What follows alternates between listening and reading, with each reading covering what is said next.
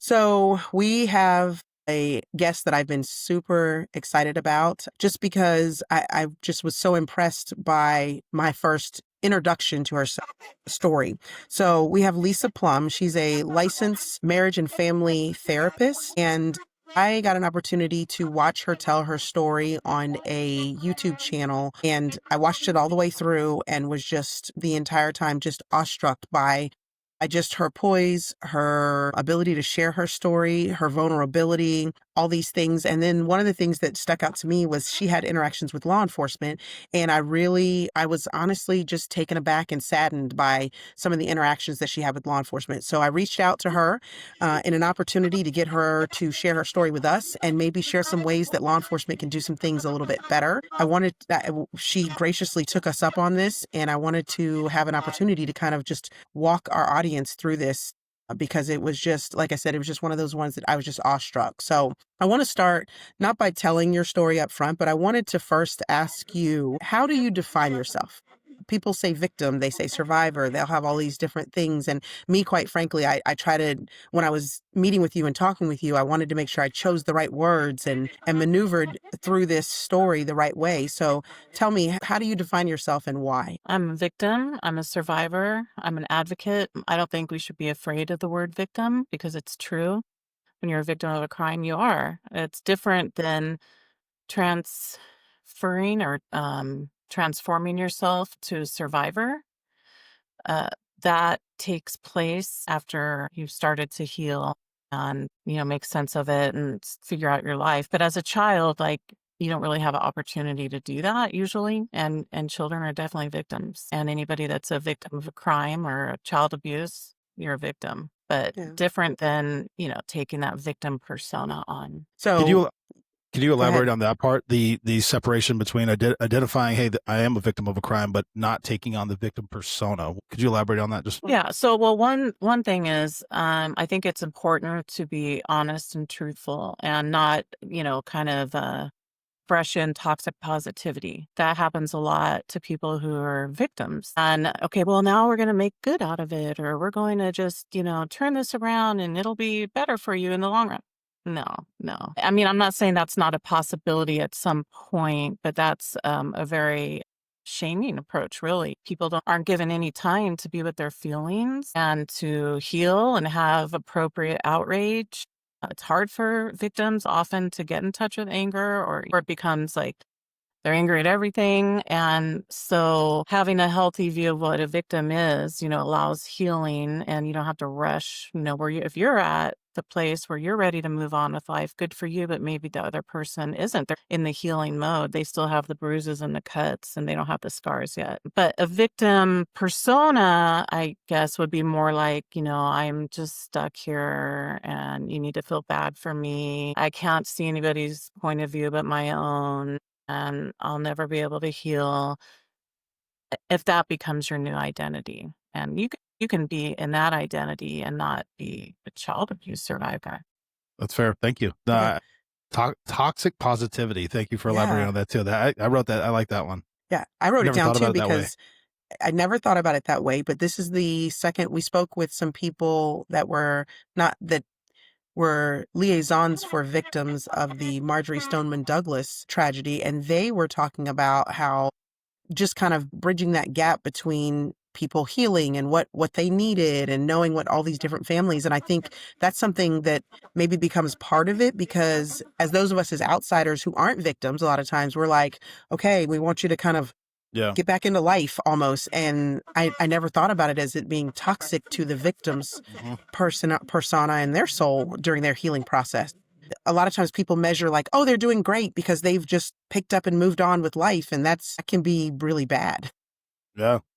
So very interesting. The other thing, I wanted to tell your story, but I want to talk about where you are today and then maybe work backwards, because I think where you are today is as important as the other part of your story. And I think if we sometimes going the other way, people don't pay attention to this part of it. And I think it's super important. So tell me about Lisa today, wife Lisa, mother Lisa, licensed family or marriage family therapist, Lisa. Can you tell me a little bit about that? That was a I lot. am in That was I'm a in lot.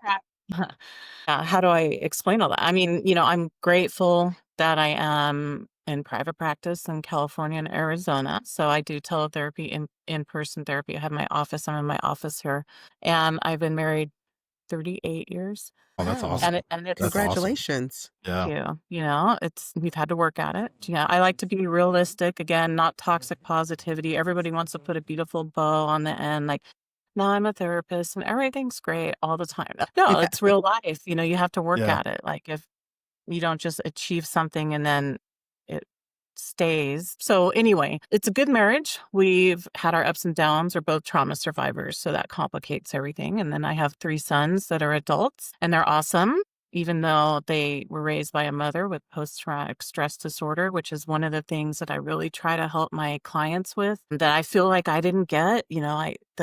First off, when I started therapy, there was no trauma-informed therapy really, and it was a little bit, I was scratching and clawing to try to find healing, but I found that therapists were compassionate usually, but Uh-huh. they didn't know how to say, okay, so even though you went through all that, Lisa, like, don't yell at your kids, like, this is how we parent, and giving me, appropriate confrontation and then guidance.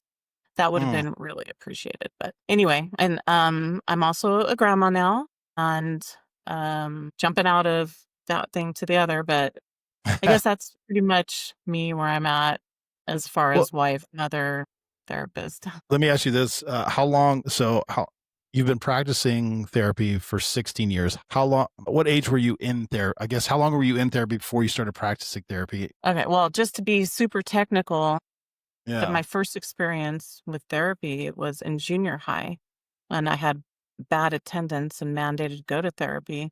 And that therapist I saw one time, she got a little bit of information out of me that she's like, I have to make a child abuse report. At the time, I was petrified. And yeah, my family treated me like crap about it because they were abusers. Yeah. But if she had taken some time, she would have found a whole lot more, maybe. Yeah.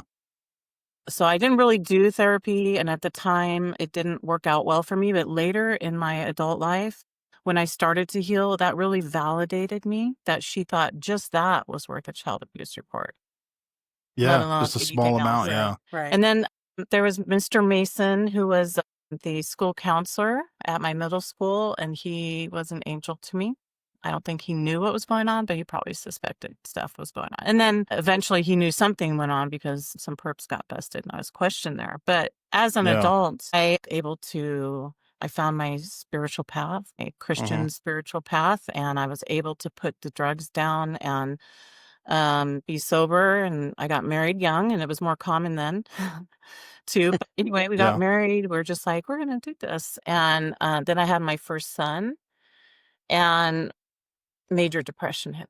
I'm like, wow, I'm not okay. That's when I threw myself into therapy. I was like, it doesn't matter what I need to do or be told, I need to get better. And so I would have been 20, Wow. 21 maybe Okay. at that point. And I've just kind of been off and on here and there ever since. And I'm Uh-huh. 57 now. Awesome. Yeah, you're touching on stuff we've talked about it before, but seeking therapy is a huge step in and of itself for a lot of people. Then you begin the process of finding the therapist that kind of works for you. I Right. don't want to say tells you what you need to hear, but makes you feel like they're listening to you. I don't know the proper verbiage for it right now, but sometimes you have to go through a few, and that can be very daunting because it's like you've already Yeah. decided to seek therapy, and now it's like, oh, this was not working out, or they keep flaking out, or what are the million reasons why. And then you find one that you really like, which I've done a few times, and I've had my current one on the show because she's awesome. But I've Nice. had a few that I really had like a relationship with, had some consistency with, and then they either switch, they do something else, and you're like, they just leave you, and it's such an odd feeling. And our friend BJ, he's lucky in the sense that he's been seeing the same therapist since he was in high school, like over 20 something years. And yeah, and he talks about it openly, and I love that about him because he's a big dude and he doesn't care. He'll share his feelings, but he's like, yeah, she'll tell him like, yeah, you're being a baby. But like the way she talks to him, I mean, like that's such a amazing relationship. So Yeah. it's interesting to hear you talk about the same thing. I currently do it now, so it's just something that's kind of been replicated over and over again in a Yeah, few I tell conversations my we've had. clients, probably haven't told every single client, but I try to tell my clients, just to be super technical, Yeah. that if they find I'm not going in the right direction or I say something stupid, please let me know. And also, therapy is a tool you can pick up and put down.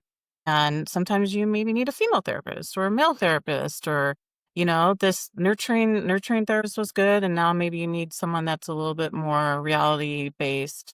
I think it's good to have a combination, but therapy is about building a relationship. But definitely there's been harmful therapy. I've had harmful therapy, and it's Really? been so I also encourage people to not just take someone's word for anything just because they have a degree or a title or, promote themselves as a profession. There's, not well Ki- people in all fields. That's a valid point. But can you elaborate on harmful therapy? You don't have to Yeah. necessarily name the person, but maybe Right. what made you feel like it was harmful, just to put it out there. Well, one, they're not validating, but then if they just kind of brush over maybe your feelings or your experiences, not really get into it, they're not maybe competent, or they're only stuck with one modality like CBT or something. I went to a CBT therapist and he was like, I was getting super triggered. He had no idea what to do. And then he's like, I can't see you anymore. Bye. And I'm like, decompensating. Had another Jeez. therapist. Like, I've done martial arts for many years. I haven't the past couple of years Oh, or so, but she's like it. like, victims do martial arts and stuff, and like they get religious and like in a condescending, like that's a bad way. Ugh, Oh, Yeah. wow. that's And awful. I actually did complain about her to the board of behavioral Yeah, health sciences. Yeah. that's Um, outrageous. and that Well, was you brought after it this up. guy. That's crazy. He's Well, you like, brought it up. What kind of martial arts were you doing? Yeah, we want to know. Now I got to know. well, okay. So I I got to started know. with Kempo. Uh-huh. Is that the stick? And Is that the sword fighting one? no, it's more like I think katas it's and just doing it in the air. Okay, okay, okay. There was a little bit of sparring, and then he did eventually incorporate ground fighting, more so Yeah. jujitsu. Right, you gotta have that. nice. I realize It's now, good yeah. stuff. Which Dude, also I makes am me feel loving like this. This is I get like I I think we've love had 2 or 3 therapists on here that are like ballerinas, fighters. I'm like, let's All go. this stuff. I love it. well, Sorry. martial arts really is a preferred treatment of trauma, which I didn't know until Really? many years later, but Judith Herman, who wrote Trauma and Recovery, That's said dope. martial arts is a great treatment for trauma, as is yoga. But what she said specifically about martial arts, I mean, besides the movement, okay, but Yeah. now you're activating yourself into a violent situation, but you're in Hmm. control. You can manage it. That You can makes like sense. rewire. Yes. Yeah. And then it's just Lisa, let's go. We're dropping toxic positivity and martial arts for therapy. I'm loving this already. I, Yes. but you think about yeah. it, like when you just said, it's putting them in this violent situation, but you're in Yeah. control. And most of the time when you're a victim, you're not. So Mhm. that's pretty amazing. I would have never paralleled the two. Yeah. Loving it. And Yeah. also for me, like I'm very athletic, and that's what I dreamt about as a child. I just wanted to Yeah. do volleyball and softball. And I had some opportunity with that. But because of my bad childhood, I Uh-huh. wasn't able to. Right. So martial arts really filled that hole for me. Awesome. And so that really drove me because I like the movement, and to hit Yeah. things and stuff. And so, but when I first went to martial arts, I was very, very anxious, very, very nervous, Yeah. Really? a lot of social anxiety. And in my mind, just the way it was working, like I grew up kind of getting beaten up, and so I was just always afraid that was going to happen. But Right. I felt, whether it was real or imagined, but I think more Mm. real than imagined, I developed some skills to be able to defend myself. And that gave me a Right. lot of confidence. Like, okay, well, I think I can, manage it. That was just my thinking as a very young Right. adult. And it really helped because that was just Yeah. like, I need to have some skills here. Although my stepdad did try to teach me some stuff. He taught me how to carry a knife and walk down the street with it and grab people's hair and slam their head on my knee. And, All right, a little street fighting. I got it. A little bit. Nothing wrong with that. Nothing wrong with that. he, That's he tried to But funny. empower me. Okay. I kind of want to go back. There was a couple things that you said with PTSD. Is that now one of your like specialties or fortes with your clients, or is it just that's just something if you know you having a client like that you'll incorporate, or is that really your focus? I really love working with trauma survivors. Trauma is defined as a billion things, but it's really something beyond your capacity to manage or have, Right. comfort through. So it can look like a lot of different things, not just technical child abuse. But yeah, they're my favorites, which is pretty much everybody. Although the healthiest people are the ones that come to therapy. Yes. The ones that probably need it more, and they're the ones going around and wounding everyone, don't come to therapy, at least not in private practice. They might be court mandated sometimes, but that's a whole nother, and they That's a may whole not other get thing. help, actually. Right. Yeah. Yeah. The other Um, question I had for you is you have an extensive history with when it comes to therapy and that kind of thing, and yours both on both sides of the fence. When did you see the switch happen where therapists did become more trauma informed and become more competent to deal with those kinds of things? Really, when I moved to Arizona. But I did have a mentor who's passed away, Father Ewart. He wrote a book and I read it and I needed to know what he knew. But he was pretty trauma informed but not in a more structured way that would be easy to learn. I would try to take notes and figure it out. He was also working with me and my own Hmm. triggers. And so there was little trickle of people trying to figure things out. But once I moved to Arizona and then I, couldn't just transfer my license into private practice and I worked for agencies. Agencies can be very good for training Okay. therapists. And I learned about the brain. Like this, I hope is part of other people's curriculum now in school, but the Hmm. brain states, fight, flight, freeze, fawn, fawning or submitting, and how our brain chooses for us, how to regulate, why we should breathe out longer than in, because it cuts off the adrenaline, norepinephrine, cortisol, and like all these practical tools and the scientific reason why. Like I've always been searching for the science, even though I have faith in God, I need the science. And Mhm. Right. that's a big part of my unindoctrinating myself from all the pedophiles indoctrinating me through my childhood. So it just seemed about 11 years ago, once I moved to Arizona, that I started really understanding trauma at a deeper level and how to heal it. Very cool. This goes along with some of the other therapists that we've talked to. When Yeah. you are working with your clients, do you incorporate the physiology sides of it to know like what are they eating and what does their blood work look like or what medications are you looking at it as a more holistic view when you're dealing with your clients? I And do you do, do that but with yourself too? yeah, I'm not a nutritionist, dietitian, or medical doctor, but I do mention the physical. We should always look at the physical first. Does anybody have a traumatic brain injury? Women are notoriously struggling once they hit perimenopause and menopause, and hormone replacement therapy is great for that if you can, but just to be mindful of and then of course if we're having a metabolic issue, that definitely affects your mood. So I do mention those things for sure. But then what I do is I give a lot of science and most people seem to like it. There's Hmm. occasionally some people that are like, they don't really seem to like it, but I figure people want to understand too why we want to breathe out longer than in, how to tell when we're dysregulated. I mean, there's tapping, there's EMDR, there's meditating, anything we can do to rewire our nervous systems because that's what really PTSD is the trauma is just kind of ever present with us because our Hmm. amygdala is hypervigilant looking for, the next thing, trying to protect us. So all of our body systems are trying to protect us, but it just can be like, sometimes the amygdala is wrong and sometimes it overreacts, but it always has our best interest in mind. Right. And You so saw we me make can, a face. My mother, long story, I'll keep it very short. My mother decided at 55 she wanted to be a doctor, became a doctor, and she's now practicing up in northern Maine. But her whole awesome. deal is geriatric patients. Like that's her passion. I laugh because I'm like, she doesn't give two shits about my age group or like kids. She's like, nah, they have enough doctors, but she cares about the elderly. Hormone therapy, she's like, that is her jam. She's like, Tyler, I have seen dramatic changes in these women, mostly women, but she treats men too, but she has her passions. And she's like, they're getting off their medications, they're losing weight, they're energetic. These are 70, 80-year-old women who are like thinking they're on their deathbed going to, about to be like, hey, I'm going to die. And now they're like, oh no, I'm going on vacation, hormone therapy. So the fact to hear you say that, I'm laughing because that's my mother's, that's her passion right now. She's really getting into it. Oh, It's well, pretty.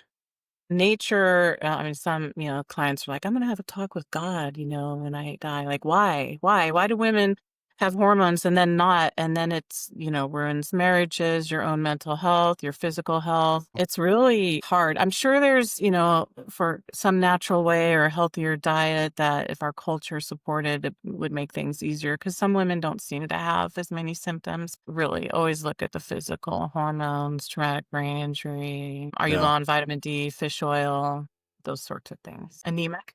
Mo, Literally, how many times have you heard a professional say you're the that? third Yeah. therapist, psychologist, psychiatrist that we've had on the show, and all of you have said the same exact thing. It's just incredible that Yeah. Oh, good. maybe insurance companies and all the other parts aren't jumping on board and seeing this too. Yeah. It's incredible. So, Lisa, can you walk me?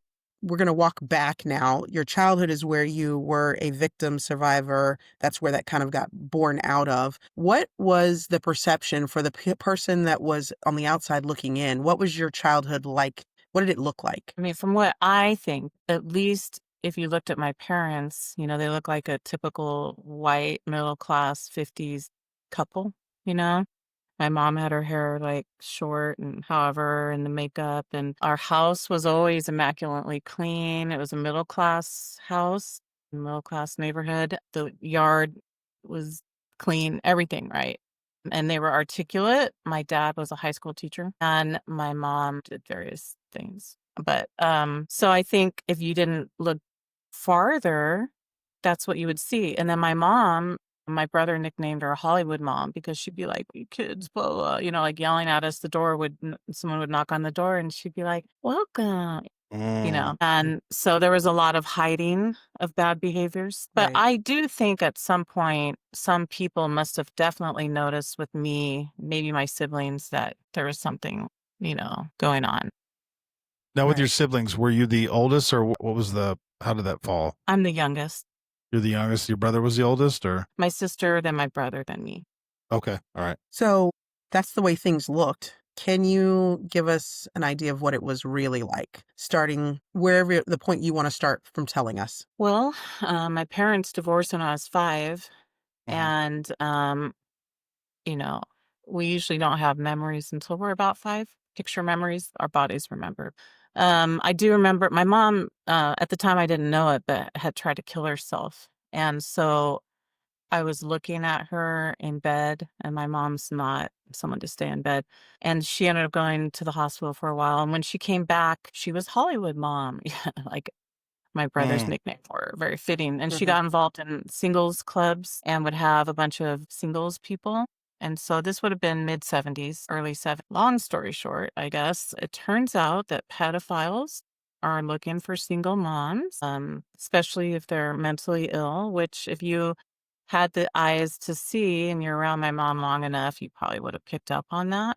Mm. But Right. I see her like as a malignant type of narcissist, mean, but she could put on a show, I see. at least to other people. But if you're healthy, you're going to figure it out anyway. But pedophiles are really good at figuring that out. Like, she to protect her kids and stuff. But also, she became a participant. So various pedophiles would come over. I know one molested me and became my mom's boyfriend. And he's like, "Well, we're going to go to nudist camps." Glen Eden was the name of the nudist camp, still going on, family nudist camp off the 15 freeway in California. Near Lake Elsinore. And we didn't want to go. Like us kids, we're like, ew, we don't want to get naked in No. front of people. But Right. he took us and we had to. We didn't have a choice, not clothing not optional. And maybe it's not a surprise to you guys, but at the nudist camps, guess who goes to nudist camps? Pedophiles. Mm-hmm. Yeah. So there was the hairy guy in the pool where he would like throw his kids around and I say accidentally. Obviously it wasn't, but grab like my groin area and stuff. And then the guy that the kids nicknamed Doctor, I don't know if he was a doctor, but he would watch us with his goggles under the water and just all kinds of creepy stuff like that. And then, Mm-hmm. of course, when we got home, Larry was all about teaching us about sex. By showing us with my mom and all kinds of Hold on. stuff. I'm sorry. When you say so, your mom was supportive of these activities, is what you're saying? Yeah. Okay. And then showing you with your mom, he would have you and your siblings watch, is what I'm Watch them assuming. have sex. Okay. All right. Sorry, I just wanted to. Okay. I Yeah, apologize. Okay. that's okay. I mean, it's not okay, No, but of course, it's fine for you to ask any questions. I know it's hard for people to hear, but I just, at one point in my life, I realized that when you say you were molested, a lot of people I don't think understand what that means. They I think maybe, oh, some guy grabbed your boobs for a second, like get over it and yeah, move on, but that's traumatic too, by the way. But for sure. I have a daughter. molestation, Yeah. but what happens to children in these situations is it's a whole grooming process. They try to gain your favor. It's like really they try to get you to love them Mm. just so they can use you sexually with their twisted way. And it's like a complete heartbreak and using and twisting. They're all philosophers. Larry said, "I don't want you and your sister to be frigid when you grow up." And I'm 5 at this time, and I was like a refrigerator. Like I You were 5 years old, you said? yeah, Okay. All right. 5 to 6 probably with Larry, and Okay. I didn't really understand half of what he was saying, and I did not know what I was seeing. It was a few years later Mhm. that it hit me. That's sex. I Mhm. don't know how to Right. explain it, but when you're little, maybe Yeah. they even said it, but I didn't really understand Doesn't it. mean anything. Yeah. Yeah. You have no Um, basis of knowledge on that. No. So was that yeah, the first time, Lisa? Or was there, you mentioned that there was another pedophile before. Was there a time before that that you remember? yeah, that guy, let me just say really quick, on the Sure. video that I did that on the other channel, I don't know if I can mention it or not. No, go You ahead. can. You Yeah. can. Soft White Underbelly, which I really appreciate him giving me a voice because I did try to get my voice out to newspapers and other places, talk Yeah. shows. Nobody ever responded to me. But I would like to respond to people, but I haven't been able to lately. But I look at the comments somewhat frequently, and people will sometimes say, "That's why you need to teach kids the names, technical names of genitalia." Well, yeah, I think that's a good idea, but that would not have prevented what was happening to me either, you know. Yeah, No. for sure. I just have to say that. I'm sure I don't know when I learned real names. My whole family system, it was a mess. There was Yeah. didn't even I never considered saying anything to anybody because people were telling me that they're healthy and normal and naturists. That's what people call themselves that go to news camps, are the enlightened ones, and Mm. other people aren't, so you don't wanna talk to them, talk to us, and we have your best interest in mind. But It's part of So, that so grooming process. Lisa, I'm sorry. So for the people who haven't seen what I know what you're referring to about teaching them the proper names. Could you explain what you mean by that? I watched the video, so I understand what you're mm, saying. But well, like, go ahead. penis, vagina, Yeah, but they called it anus. something else, right? Like, well, people will say your privates or your You know. VJJ or PP, whatever, which I don't think is terrible, when you're talking to your kids, but Hmm. it's also good to, like teach them. Like maybe I did it too soon, but I pretty much told my boys what sex was when they were 5. I did the But same just thing. matter of factly, this is what happens. And they're like, "Ugh," you Oh my know, God. that's Yeah. gross. But like, I know you're going to hear the word on the playground. I just want you to know what it is. And then Yeah, I for just sure. step out and we just have conversations throughout their childhood, a little bit here and there, trying to make it comfortable for them to talk to me. But, Right. Yeah.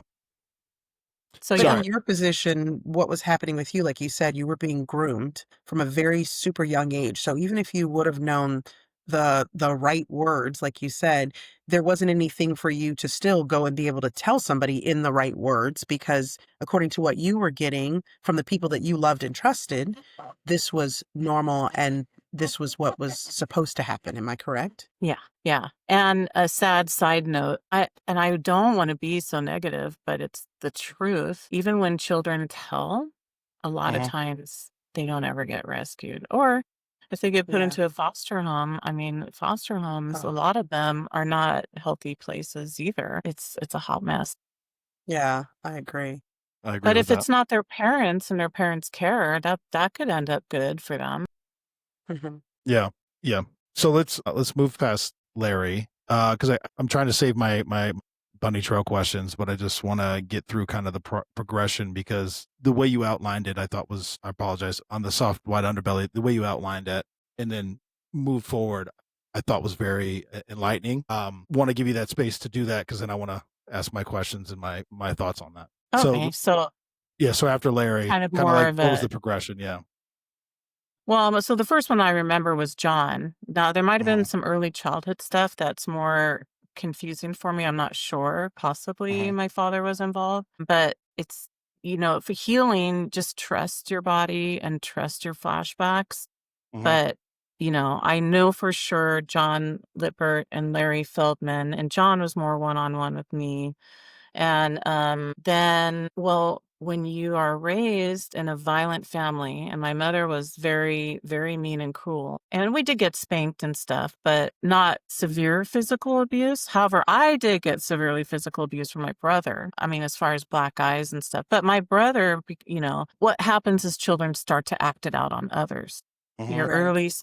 you're sexualized early, there's violence early, you're not being loved. It's just an angry environment. So what happened to me is my brother and some neighborhood boys would regularly pants me, chase me down and take off my mhm, pants and put objects or almost put objects in me or threaten me or look at me, and just not let me go.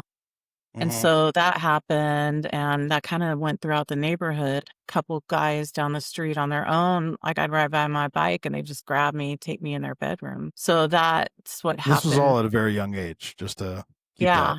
Yeah. This is before 9. So about when I was 9, my stepdad came into our life, and he actually was a good guy. Mhm. Everyone's a mix, right? But because we did smoke pot together and I was young. But, he was a Yeah. merchant marine and, but I needed it at the time. Yeah, sure. But because I started smoking cigarettes at 8 and drinking, and then by 10, I was a regular pot smoker. But Raymond McKnight, for me, was my angel. He wasn't a pedophile, like, he liked my mom, but Mhm. he would hear me crying in the middle of the night, and he would actually come and pick me up and carry me to my mom and then go sleep on the couch, and he called me sugar and just was always very nurturing to me, where my mom would never 'cause I guess I cried a lot, as an adult, he always say, "You sound like your mom, and you always cried as a child," and I was like, "Thanks, stop saying that." Okay. You Um, had Yeah. some reasons, but we'll continue. Yeah, I yeah, understand what you're saying.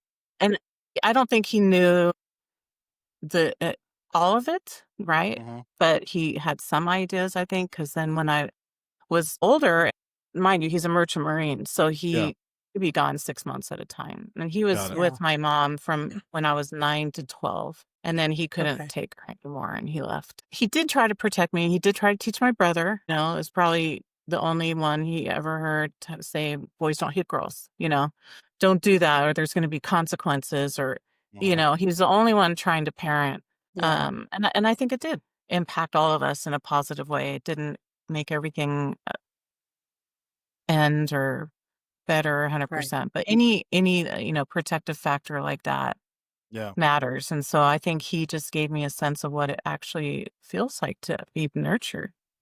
yeah. Right. So, but, um, around, I guess I was 11, my sister went back to Indiana for graduation or something, and, to our grandmother's place. And, on the train, she met Don and Jody, and she's a young girl, and they're, like, engaging with her because 'cause they're pedophiles. And they find out that she went to Glen Eden. And, well, guess what? They go to Glen Eden too. And, "You have an 11-year-old sister?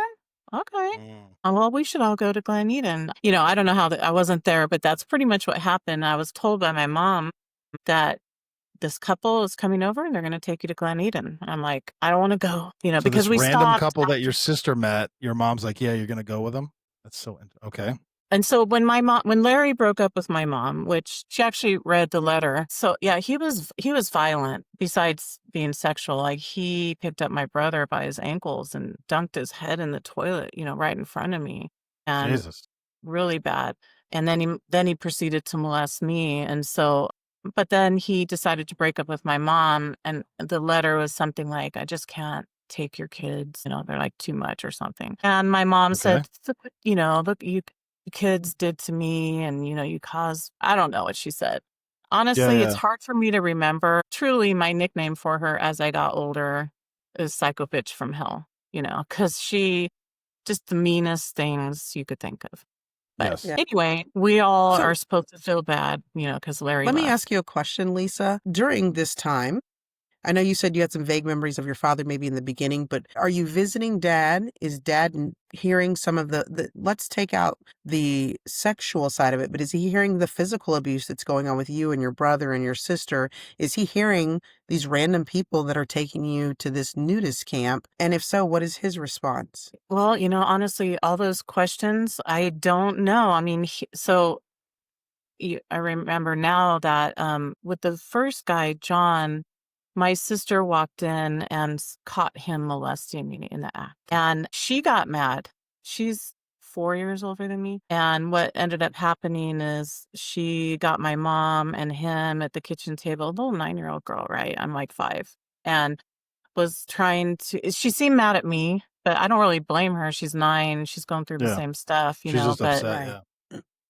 and tried to like do something about it. But it Mhm. was just an actual very humiliating, shaming experience for me. Like he had threatened me another experience or molestation that if I told, like, do I want my mom to die? If I say anything. Mhm. Yeah. And Hmm. so when she's trying to get me to say what happened, and my mom's just sitting there at the table, like, I don't know, entertainment to her, it seemed. And he's there, and she said, "What happened, Lisa?" And I Nothing. didn't say anything. Yeah. Plus, I really didn't have the words to know what to say. Yeah. You're Right. But 5. I Yeah. guess my dad heard about it, and so I was in the car with him. I just remember being in the back seat, but I might not have been. But he's like, "Lisa, so I heard you were molested. Is that what that is?" I don't know. But he said, "Just don't make a big deal about it." Okay. That So this is your dad that's what saying that to you? yeah, that's it. So we have to assume he probably did know since he didn't think it was a big deal. Right. So just don't make a big deal about which whatever that means, I don't know. But Yeah. thanks, I guess, or what are you supposed to do with that? But as you can Right. tell, my father was not nurturing, Right. not caring, really cold. I'm sure he witnessed my brother hitting me and my sister. I was the youngest, and they took it out on me. And my dad slapped me and stuff. But other than that, like we didn't really have conversations. It was just I he would pick see. Mhm. us up on Sunday afternoon and bring us home Sunday evening or something. And we just had to be quiet when the news was on.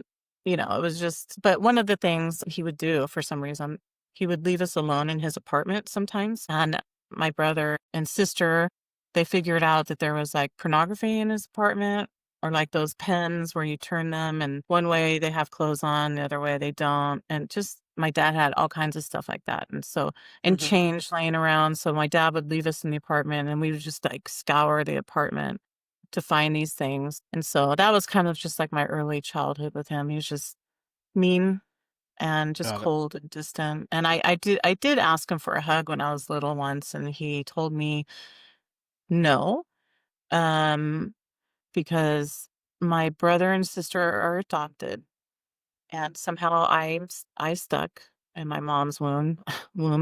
He didn't want them to feel bad if he hugged me. And he was adopted. But anyway, he's messed up, right? Emotionally. Yeah. Just I've Mhm. psychoanalyzed it a lot since then. But at the Yeah. time I remember thinking, well, just hug them too. Hug them too. Yeah. Yeah, What are we that's what I doing? was Yeah. thinking. Yeah. Yeah. Like what So difference does it that's make? your brother and sister are adopted, but you are their natural child. Okay. Okay. Yeah. So the Yep. story goes, So my that's why you mom. couldn't give hugs to anybody. Yeah. Right, yeah. I don't even. But, yeah, so they couldn't have kids, so they adopted, which is another problem with adoption, isn't it? Who's adopted? Yeah. There's supposed to be background checks and all these things that happen, but clearly Maybe they not. got through the cracks twice at least. Well, and I don't even know. Well, it would have been in the '60s when my brother and sister were adopted. I don't know what they background check. They just look at my parents. "You're a high school teacher? You guys look clean." I don't know. There you go. Yeah, so she just told me I'm gonna go with them, and I remember I protested, I didn't want to because we stopped when Larry broke up with my mom, and we weren't going to Yeah. Glen Eden anymore, Yeah. and, then she said, "You're gonna go to Glen Eden with Don and Jody." I'm like, "I don't wanna go to Glen Eden." Whatever, but so they came over, and, my mom called me out of my room, and introduction, there was a little conversation, and to Glen Eden, Was this the first time your mom also met them? I'm pretty sure. I Okay. don't know, but Fair enough. Okay. We don't know. That's all right. How Okay. old were you at this point, Lisa? 11. 11. Okay. And I know So you may was it not remember this. I just have, do you think there was an exchange of money or something like that with your mom? Or do you think she was just that uncaring? I think she was that uncaring, but I guess it wouldn't be surprising if there was okay? money. I never saw that. However, I had a therapist, and somewhere I have this article in one of my boxes years ago. He was trauma informed for his time, but there is some scholarly paper that basically was talking about women who, because I believe my mother was sexually abused, probably, right? Whatever creates wounds in people, but people have choices too. Yep. Yeah, for sure. Like maybe she was like vicariously sexually abusing me. The article said something like sort of like sexual abuse by proxy, or, Hmm. setting me up, or whatever her Got it. narcissistic mind. I don't know. It's almost like, she got attention. Like if I would have been killed or something, it would have been talk about a victim, right? She would have been like, Mm, oh no, look what I'm going through. I see. yeah. She told me that I had to go too because my brother and I argued too much. So that way, then I would be gone on the weekends and vacations, and Okay. and wouldn't be arguing. Okay. So, So it was mm, just you that went, not you and your sister, just you? Yeah, I think the first time my sister went, but like with her boyfriend at the time or something, Okay. some memory of that. But I was in the car with Dawn and Jody at a truck. And so right away, like I hadn't been smoking cigarettes in front of adults, but Jody offered me a cigarette. And I was like, Mm, really? Are you sure? yeah. So then I started smoking, and, we go to the nudist camp, and super awkward. I don't want to do it, but you have to. And so Jody's like, well, just do it really fast. Just take your clothes off really fast. Let's make a game out of Mm. it. Everything was a game. And so that's just how it started with Dawn and Jody. Again, we don't. I'm not asking for any details. That's not the point of this. My thing is the grooming aspect, and I'm saving my questions. But on this one, were Don and Jody cooperative in the abuse or molestation? Like, was it? It wasn't just one over the other. Were they both engaged? I guess is what I'm trying to say. Because I'm interested in the trying to understand. Because I only know it from the law enforcement side and what I read. Right. I'm trying to not get upset. You Anyway, can be upset, I I am a little bit. but regulate it. Don't Yeah, ruin yeah, your day. no, yeah. Is trying to articulate from your perspective, which I so unique in your ability to articulate it, especially knowing what you know now, the behavior and how it presents. I mean, I got to a child, right, and what that looks like, and kind of what I know you kind of can look back and kind of pick it apart now. What did that look like from your perspective? So when I met Don and Jody, like I just thought he was creepy. I don't want to be around him. He's like 40. Both of them. Well, she was like in her 20s. So I'm sure there's some, part issue there too. He was She's like, older, is what I'm assuming. yeah, he was in his 40s and she's like in her 20s, Okay, early 20s. And she's like 6'2" basketball player. okay, And he's like, I don't know how tall he was, but he's shorter than her.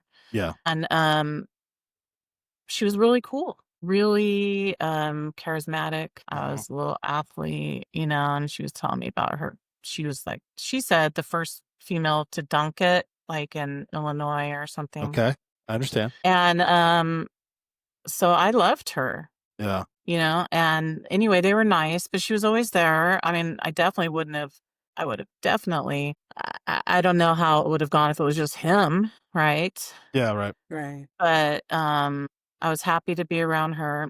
They were Mhm, generally pleasant to me, but it quickly went to then I was gonna go to their apartment in mhm, Santa Ana after we went to Glen Eden, and then the rules were the same as Glen Eden. Clothing's not optional in the apartment, and mm, so as soon as you step in, the clothes come off, and, then I was able to have drinks like them, alcohol, and there was mhm. marijuana sometimes, and it quickly became sexual, and there was indoctrination around that too. So I guess that's what I mean. Again, without getting into I mean, share what you wish to share, but what did that look like? The indoctrination. Yeah, well, first they built a relationship with me, Yeah, and again, mostly, like, I just really loved Jody, and, I'm a starving child for any positive attention. yeah, for sure. Right. And plus I have to go anyway. And then I can smoke and all that. But Yep. Right. really how it happened, like Dawn told me one day, Jody was at work and I had to be alone with him sometimes, but we were going to pick her up and he told me, hey, your sister said you want to have sex with me. That's how that started. And I really don't know to this day if that's a lie or Yeah. I don't know, but I was Right. Yeah. petrified and I said, no, no, no, no. And I immediately felt busted. Like, what did I do? Yeah. Yeah. And then I was really worried at how Jody would feel about it. So I said, Yeah. please don't tell Jody, and he's kind of just snickering throughout. And he said, okay, I won't tell Jody. But then she gets in the car and he said, hey, guess what? Lisa wants to have sex with me. And I just, You're mortified. Yeah. yeah. And she said, oh, all right, immediately. Yeah. And that's how it started. Them just mostly her like talking me into going into the bedroom and watching, and then I had to eventually participate in certain ways. And part of that ended up too, like he really liked the movie Pretty Baby with Brooke Shields. You Okay. don't know Yep. it? Good. But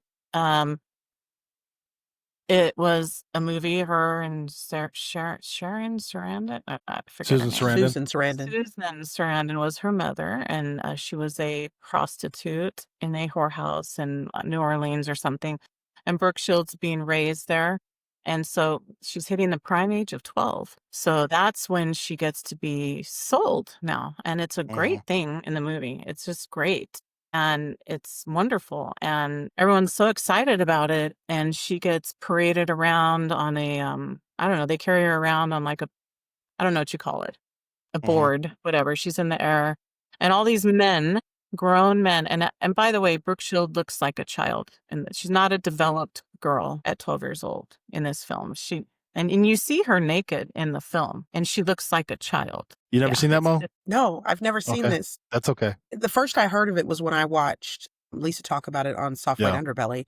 And I was mind blown that this was something that was permitted to be made and then put out. 70s and 80s were wild, but I mean, not that they're not now, but yeah, for Yeah. sure. yeah. Yeah. So that was Well, his and then favorite film. Yeah. that was his favorite. Yeah, like he had Yeah. a projector with it on the tape, whatever, and he Mhm. would make me watch it with him over and over. And again, the message is the way Brooks, and I know she was a victim at the time. However, she's 1 years older than me, and she could Mhm. come out against it. Yeah. Yeah.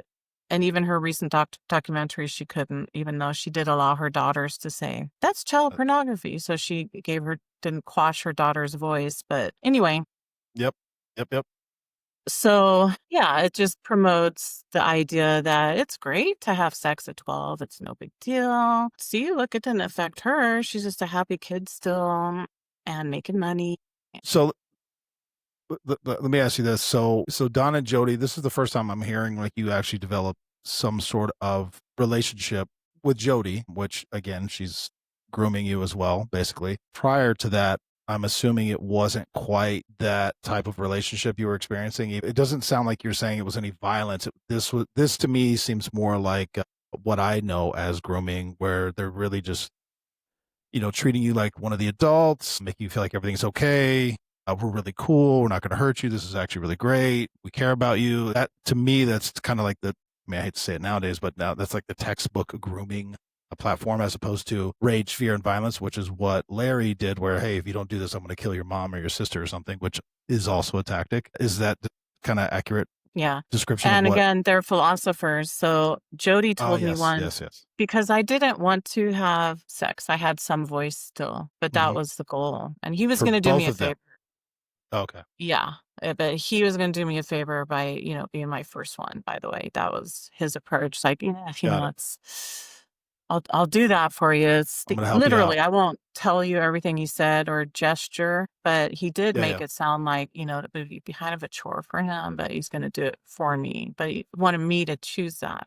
And I could Mhm. never be like, oh, Yeah, yeah. but there was other sexual acts No, I that understand. we were involved in. But Jody told me when one of the times they're trying to talk me into it, Lisa, if I would like to have sex with my dad. And I said to Dawn, "Do you want me to call you Dad?" I don't know. I was sort of confused, but Yeah. she was just saying how she was sexually attracted to her dad. Like if you had a good dad, you Mm. would want to have sex with him. Like they knew I did not have a good dad. Yeah. Because I really don't know if he knew about them or not. I don't ever remember having conversations or I don't know, but he Yeah. must Fair have enough. known or Right. something. Okay.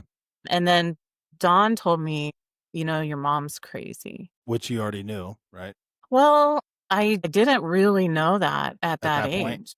Okay. That's There was fair. just a No, lot that's of fair. tears and a lot of yelling and Yeah. whatever, but I really didn't know. Yeah. That was just my Okay. life. Because you're 11 still at this point, right? Yeah. Okay. But Yeah. so they very well knew I was completely vulnerable. Yeah. But It's what okay. what ended up happening with them is there was, in general, a lot of pictures being taken, and I wasn't the only Of you. girl. Okay. Yeah, of me, and Okay. then sometimes there'd be other girls there, and it was just like, "Oh, let's play dress up," or something, and just weird. Your age group. Yeah, and, but a lot of times it was just me, and then near the end, Jody started leaving me alone with Dawn. Mm. Yep. But Yeah. one day, Don said that he's going to take me and some other girls to a photographer because, he thinks it could be a model. And I was like, I felt like an ugly, fat, disgusting girl and think, that's how I felt. And Yeah. not that there's anything wrong with being overweight or anything. I'm just No, I get it. You're whatever. But I 11. told him, I'm I sorry. Go told ahead. him, Yeah. and I wasn't, I look back now, I was skinny. Yeah. But I felt, my brother called me fat. Yeah. Yeah. But I told him, "No, I don't wanna be a model. I can't be a model." Anyway, so we're going to the photographers because it didn't matter what I wanted, and other girls. I did on the way there, I heard a voice. I don't know how to explain it, but, like, that was speaking to me, Mm-hmm. specifically.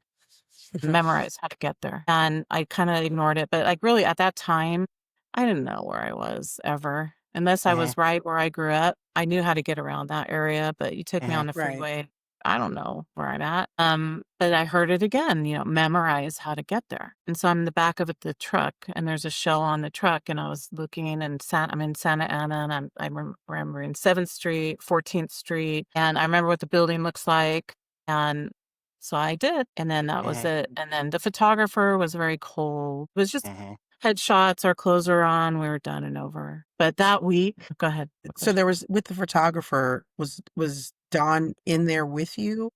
Was it, Uh-huh. or did he just kind of dump you off to this guy? Dawn and Jody went up with us, um, girls, and see, there's like 5 or 6 of us, and I walked in the office, and at the time, Rubik's Cubes were new, and the guy had a Rubik's Cube, and I said, "Can I play with your Rubik's Cube?" Whatever, Mm-hmm. and he Yeah. just, like, looked at me like, no words, just really cold stare, and I Mm. just, like, felt that, Okay. and I just sat down, Yeah. I didn't say anything. But after that, it was just kinda we all took our turns, but it was, again, not nude pictures, it was just Mm-hmm. brief headshots, and that was it. Did you ever find out what the purpose of these pictures were? Or was it under the guise of you're gonna be a model? Yeah, I mean, that the guys at that. But what happened is, well, it was that weekend or the next weekend, I don't know. I heard Dawn on the phone with this guy Mm-hmm. saying Lisa and another girl yeah, they'll do nude pictures. And I was like, the way he said it like that, I was like, no, I guess I still had some fight in me, Yeah. Yeah. Even though I'm naked in the apartment, there's pictures being taken. Just the way that sounded, I'm like, no, it Right. won't. Yeah. It hit And you wrong. it's interesting how you point out, Tyler, he was a very grooming, coercive, trying to be Mm-hmm. nice. But he turned and looked at me with a different look Mm-hmm. and said, "Shh," because the Yeah. photographer was on the phone. Yeah. And I just sat down. Yeah. And anyway, they took me home, and that week they got busted, The Don and Jody or the photographer? Don and Jody. Okay. So when you say they got busted, what does that mean? Well, what happened, and like in the book I'm writing, and then like in the interview, there's only so much information you can tell. But what happened Yeah. is my friend called me and said, "Don and Jody are busted," and I'm like, honestly, it was like, for what? Yeah. Yeah. And I don't know what she said. I don't know or whatever. But so then I called and Jody answered and said, don't call again. So I was heartbroken, Yeah. you Because you know, cared that, about these people at this point. Yeah. yeah, especially Jody. And Yeah. Yeah. I didn't really know what to do. I think my friend told me the police came to talk to her. I'm not sure, but that's what happened at my school. I was at PE and I got a note Mhm. to go to the office. Right. That would be my first interaction with the police. Could you describe that? Yes, please. Yeah. So, you know, junior high, I used to ditch a lot, right? Fake sick. The office lady, Miss Brewer, did not like me. I didn't like her. She didn't like me. I don't know. So she would just get mad at me. Anyway, so I walk in the office and that's her face. And she kind of had like this more of a look on her face instead of just pissed off at me, you know? And then she points out like detective and detective. And you know, I'm looking up at them and they're just, I don't know, business casual, black, you know, they have their gun, radio, that sort of thing, the badge. Basically said they're gonna question me. And we go in this room, right, at the in the office area, and, they told me, "Miss Brewers, here's your support person." Mhm. You know, they didn't really ask me who I Yeah, Who wanted, yeah. you or wanted to be. I didn't Yeah. really even I mean, I guess I had some idea, right, because my friend had called me. Yeah. Anyway, so they just started asking questions. They told me that, "Is it okay if they record?" Okay, I guess. Mhm. And started, you know, Don and Jody, Don Gordon, Jody Jones. Yeah, I don't know. I don't know how long it went on. I understand. Asked all those questions, sexual relationship, what kind, whatever. And did my mom know? Well, Mm. I don't know. I don't remember those I gotcha. specifics. Yeah. But Right. but I think during the course of the interview, detective kind of got the idea that something's wrong with my mom. Mhm. So coincidentally or whatever, that day my mom actually was picking me up from school. Usually I rode my bike, but Mhm. I said, well, she's picking me up from school. And Yeah. the school bell rang, school was getting out, and somebody went to get her. I don't know who. Mhm. And for some reason, we're walking out of the office or out of the room into the general office where everybody's around. Mhm. And my mom looks at me like with a sad look and just, Lisa, why didn't you tell me? And Mm. hugs me in the office. And I felt like, again, what am I doing wrong? All the time I'm doing something wrong. Mhm. But it didn't hit me till years later why it was so confusing too. She hugged me, for one. She Mhm. never hugged Yeah. me. Right. And then two, of course, that's a complete her CYA. Mhm. Mhm. Why didn't you tell me? You know, Right. Yeah, acting yeah, like yeah. she didn't know. But the detective told me he was taking me to a shelter home. Mm. And I really didn't understand why at the time. Yeah. But over the course of me being there, which I don't know, was maybe a week, not sure. Maybe it was longer. Anyway, he was very kind to me. He talked with me. I actually went twice because what happened is we went there and I think he said something like we're investigating your mother. I didn't really understand. Mhm. But then Orange County detectives wanted to talk to me. And it was Riverside detectives. And so a social worker drove me. I think it was social worker drove me to Orange County. So that detective, somehow we end up in like an office together, just him and I. And he's like, do you know about a photographer, this photographer, Don and Jody, Mhm. something? And I don't know how he knew to ask that, right? But I was like, yeah, I know a photographer. He said, oh, Don and Jody don't remember. They said where he's at. Before I had a chance to say I memorized how to get there because all of that is just really clear in my head. Mhm. Right. He told me basically that he was a child murderer. He said that he Murderer? killed some kids. Wow. Wow. And Okay. yeah, so I I said, "Well, I know how to get there." And he said, "You do? Let's go right now." And so he and another detective and I went and I showed them how to get there. Mhm. And even walked up to the door with them. And I remember thinking, this guy kills kids and he's going to see it's me, you know. Yeah. Did they ever explain why it was necessary to have, because you're still how old at this point? 11, 12-ish? I'm probably 13. 13. Why did you need to walk up to the door with them? Why wasn't it acceptable for you to just point? I don't know if you remember at the time. I What don't year know. was this? What year was this? Born in 68, 78, 80, 81. Okay. So, but Okay. you also got to keep in mind sex crimes and stuff like that were not Yeah. investigated the same. And No, child it's just abuse wild. up until 1983 was listed under animal abuse. It was like a subsection of That's true. animal abuse. That's true.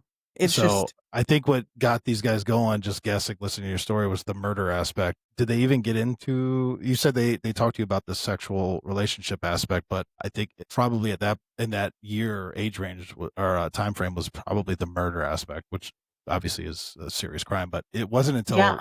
later in the 80s that they even started caring really about yeah, child abuse and stuff. you're right. It's mind It's blowing to me wild. It's again wild to hear this though. It's blowing my mind. because I'm listening and immediately in my head, I'm thinking about I'm re-victimizing this victim Mhm. by taking her to this space where it was already traumatic with her, telling her what this person was capable of. She now is a child knowing they have a picture of her and all these, like, Yeah. none of these things.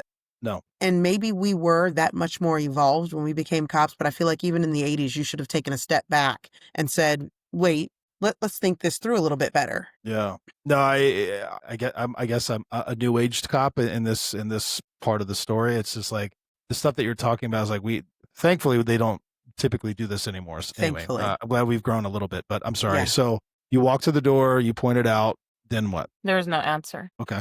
Well, fair enough. Okay. So we went back and that was it. Nobody ever talked with me about it again. So do we know if this guy ever got caught, got arrested? Do we know what happened? No, but for me, I feel like I got a message from the universe, I guess.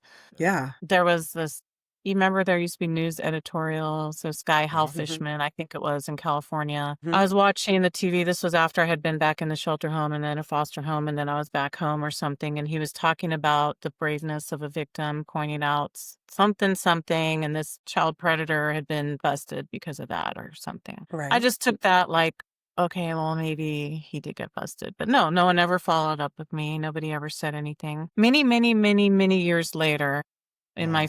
40s, after another contact with Orange County, I got in touch with Detective again. I would run into him sometimes as an adult. No. Okay. And then Wow. I would immediately cry. Whenever I see him, I'm like, ugh. Right. Uh, I I called him. I mean, it must have been me calling him, trying to remember exactly why. But when I would occasionally recall this story throughout my life, I always felt like it sounds like I'm lying. It sounds like I'm making this up. But like he told me, a girl was found on a dumpster and a boy was tied up to a chair. And I don't know. That's what I remember this detective telling me. Mhm. And so I was talking to Detective Mendoza and he said, yeah, the guy, made snuff films. So again, snuff films, in your own words, again, they're different than just normal pornography. They tend to be, well, in your own words, if you I don't mind. mean, they kill the person as they're like raping them and torturing them, whether it's child They're or extraordinarily violent. yeah. I mean, I really haven't like No, I'm assuming yeah. you don't do deep dives on snuff films, No. but there's a difference between I had just no idea what normal. that was until you explained it. Oh yeah, Yeah. well, so the pornography, child pornography, snuff films they don't necessarily always just involve children, but typically it's extraordinarily violent, and sometimes it does also involve the murder and death. There was actually a film about that. I think Nicolas Cage did it, like 8 millimeter or something like that. Anyway, sorry, I'm getting off track. Mo, I'm blown away. 13-year-old girl victim. Hey, this guy kills kids. Can you knock on his door? And then no answer, never talk to her again. Never That talked to her is again. blowing my mind. Thank you for that validation because Holy Yeah. hell, that's blowing my mind. I'm sorry. I'm trying to just not the lose it. only thing when I talked to detective in my 40s, I said, "Wow, you knew." He's like, "Yeah, I knew about it, but I didn't tell you because I didn't want to, upset you more. You're going through so much." Like back when I was 13. Yeah. It's just, this is part of the reason why I really wanted to talk to you, Lisa, because I'm listening to you as you're going through your story. And several times you were like, when my sister walked in and caught me being molested, I felt attacked. When Don told his girlfriend that I wanted to have sex with him, I felt busted. Yeah. When you get interviewed by police officers, they don't ask you as the victim, who would you like for us to bring in the office with you so that you can actually feel supported? They just appoint somebody and start asking you questions. They take you to a suspect's residence that has killed people and say, hey, can you knock on the door? Sorry, we didn't Oh my find God. him. Talk to you later. To me, it's just like, I don't know how, even in the 80s, that people weren't, and I understand your sister, I understand the idea that, with Dawn and that kind of thing, that was all part of the grooming. But now we've involved law enforcement Law into it. enforcement, And yeah. that's where, to me, it's just the re-victimization of victims. And grant you, it may not be done purposefully, but this is where we have to do better. So no, you are absolutely not crazy, or you're not out of your, thinking out of your head when you look at these situations. These situations are mind blowing that they didn't see this even in the 80s. I'm having a hard time not just there's no excuse. I mean, Monday morning quarterbacking and all that, it was 40 years ago. Right. I don't give a shit. That's crazy. That's absolutely crazy. For validation from both of you means a lot. Well, I'm sorry that happened to you. Yeah. Not just the criminality that happened to you, but then how you were treated is just, it's disappointing. I'll just say And it that way. It's disappointing. So Yeah. what Yeah. happened, I never forgot that. And the different times when I had to interact with the system in the future, when Don was involved, I always wondered, was with this guy that kills kids involved, like what they know about me or not. I Yeah. was in the shelter Yeah. home, and detective didn't want me to miss out on playing softball because he actually did care about me and took me out to dinner with his family and told me don't let it affect you, which I actually took that really to heart, but I didn't really know what it meant. And Yeah. it motivated me and also shamed me, but I know he meant well. He was doing what he could. When I went to softball, I had to be escorted by a sheriff, and I had no Okay. idea why. I had no Mhm. idea why. Right. And I'm just now Yeah. this freak, I felt. Yeah. Yeah. Like there's this sheriff over there, and I can't even tell anybody why, because I didn't know, really. Yeah. No. And, the coaches were like kind of, sad for me, I guess. But I don't know. So So you Yeah. said detective, that was one of your positive experiences with law enforcement. Was he the sole light in this situation that you kind of dealt with, even though I think he made some trip ups as well? Or were there other positive experiences you had with law enforcement? like throughout my life at all, Yeah, Yeah, sure, actually. let's Yeah. cover okay, that. Yeah. I'll just say detective apparently was, well, he told me my mom is the worst kind of abuser. I And I agree with still this didn't statement. fully comprehend, but he's like, but the judge is sending you back home. There's nothing I can do. And so Right. he drove me Yeah. home and apologized and said, and gave me his card and said, if anything, go and call me if you have any problems or something. And so I went home, and my mom, again, I can't literally remember what she said, but probably Yeah. called me a slut and how could I do that? And just was tearing Yeah. into me. And I don't know if it was the same day but Yeah. I left the house. Like she would always kick me out anyway from when I was like really young, 5. But I went to a payphone and I called him, and we met up at General Hospital at the time. And I told him what my mom said, and he put me back in the shelter home. And then I went to foster home for a little bit over the summer, and then I came back for 9th grade. Oh And my God, this is so, all before 9th grade. what was that? I said this is all before 9th grade. Let me Before just the touch on a couple things that you brought up, just to share for the audience and maybe even yourself. Unfortunately, even today, 2025, again, I can only speak from a cop perspective on some of these subjects, but I Right. can't tell you how many children I've again, cops don't take kids away from their families. It's child services, whatever state they're in. Drug use, abuse, horrible abuse. And I was never a detective in these things, but I took a lot of courses and I did a lot of work with these types of cases that you're describing. And the judges typically in almost every state will basically, they want to make every effort to reunite the child with the parent or parents or however it works out, whatever the nuclear family is. Mhm. And so horrible abuse, meth labs, burns, scar tissue, beatings, burning, just horrible stuff that I'm not trying to be too graphic. Parents will do a year, maybe 2 of counseling. And if they complete all the counseling courses, they will give the kids right back. And to your point, and this is a hard one for me to, because I don't want to bash the entire industry. I have friends of mine who have fostered and then adopted children, great people. So I'm not trying to speak ill of the entire program of fostering and adoption by any stretch of the imagination, but there are also a lot of horror stories that they get taken from a house where they were removed for a reason, and they're getting put to a situation almost similar where it might not be the same type of abuse, but it's still abuse. You're touching on something that I'm very passionate about. I've done a lot of research on. I've written papers about it. I've done a lot of things in that regard. Papers as far as in school, college courses, things like that, not professionally or anything like that. So sadly, that is still the truth, and that's still the case to this day. And I don't know Detective, and I will say that in some aspects, he went above and beyond, taking you out to eat with his family, giving you his card, actually answering when you call. These are all positives, trying to help you the way probably what was in his ability, right? I mean, being in that field, I can only imagine this is part of the reason I'm glad I'm glad I maybe didn't get in that field. I'd want to adopt all these children and save them or protect them, but there's only so much you can do, right? So in that regard, I think that detective did above and beyond, but some of the strategic investigative steps that we're taking during that are a little hard for me to swallow in 2025.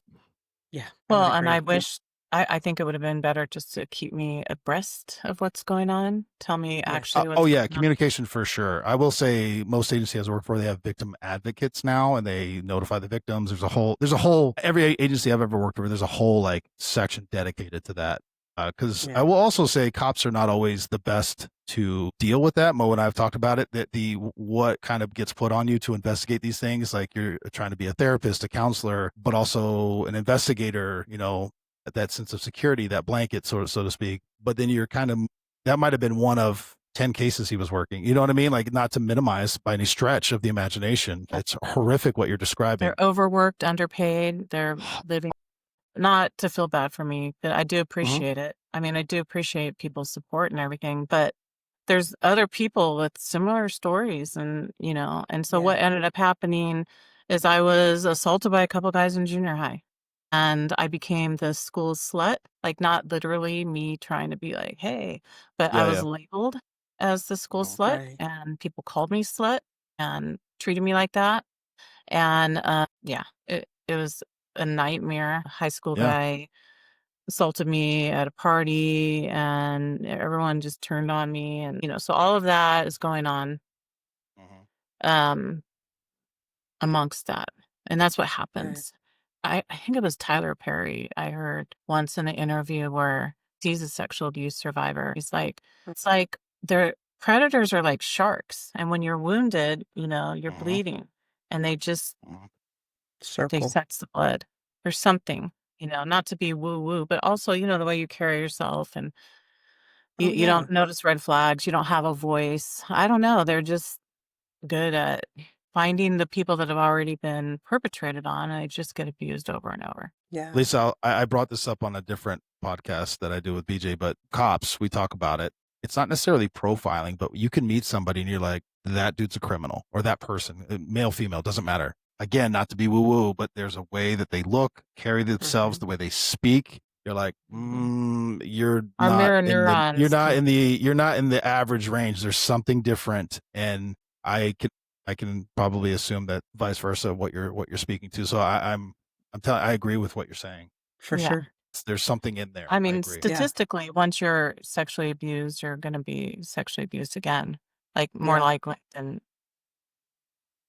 I don't know, it makes sense to say people that weren't, but it's very common to be perpetrated on again and again. So then for ninth grade, like in my mind, I'm going to be a good student and some school. And so I was able, like the first quarter, it was a miracle. I got on the honor roll, and I lettered in volleyball as a ninth grader. I never played it before. Awesome. All right. Tying into the athlete. I hear you. Right. Absolutely. And anyway, so I was still getting high and smoking, but I was managing it, I guess.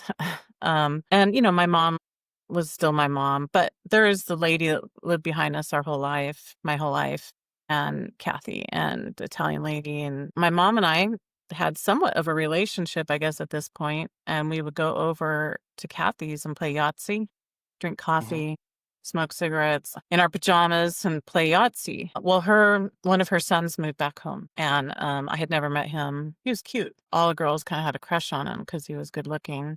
Anyway, he's late 30s, I guess. So, long story short, he was divorced, moved back home. He was a truck driver. He was into methamphetamines, and he basically perpetrated on me and a Mhm. lot of us, possibly the boy. So, I mean, he groomed me. So I just remember going over there, and then he's like, so, asking me questions and what'd you do over the summer? Like, well, I learned like I never lied about my age and I'll just tell the truth. Like tried to do the right thing. I'm like, well, I was in a foster home because I was molested and whatever. And, went to court for it because I went to court. Oh, really? And anyway, so one day he it was grooming. I didn't catch it, of course, at the time, but Right. he said, wow, that's really too bad. But if you had wanted it, like, then it would have been okay, right? And Yeah. I guess, I don't know, I'm 14, Oh, and he's 30 something, right? yeah. And so whatever, we're just having these conversations. His mom came in the living room and started yelling at me that I am seducing her son and to get out.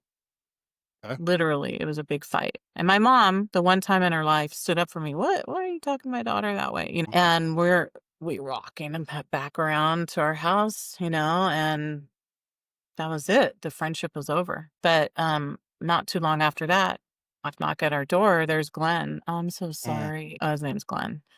Glenn Yeah. Lowe. And he's like, why she did that? You didn't deserve that. So sorry. But you know what? I'm gonna come over here and we can be friends here.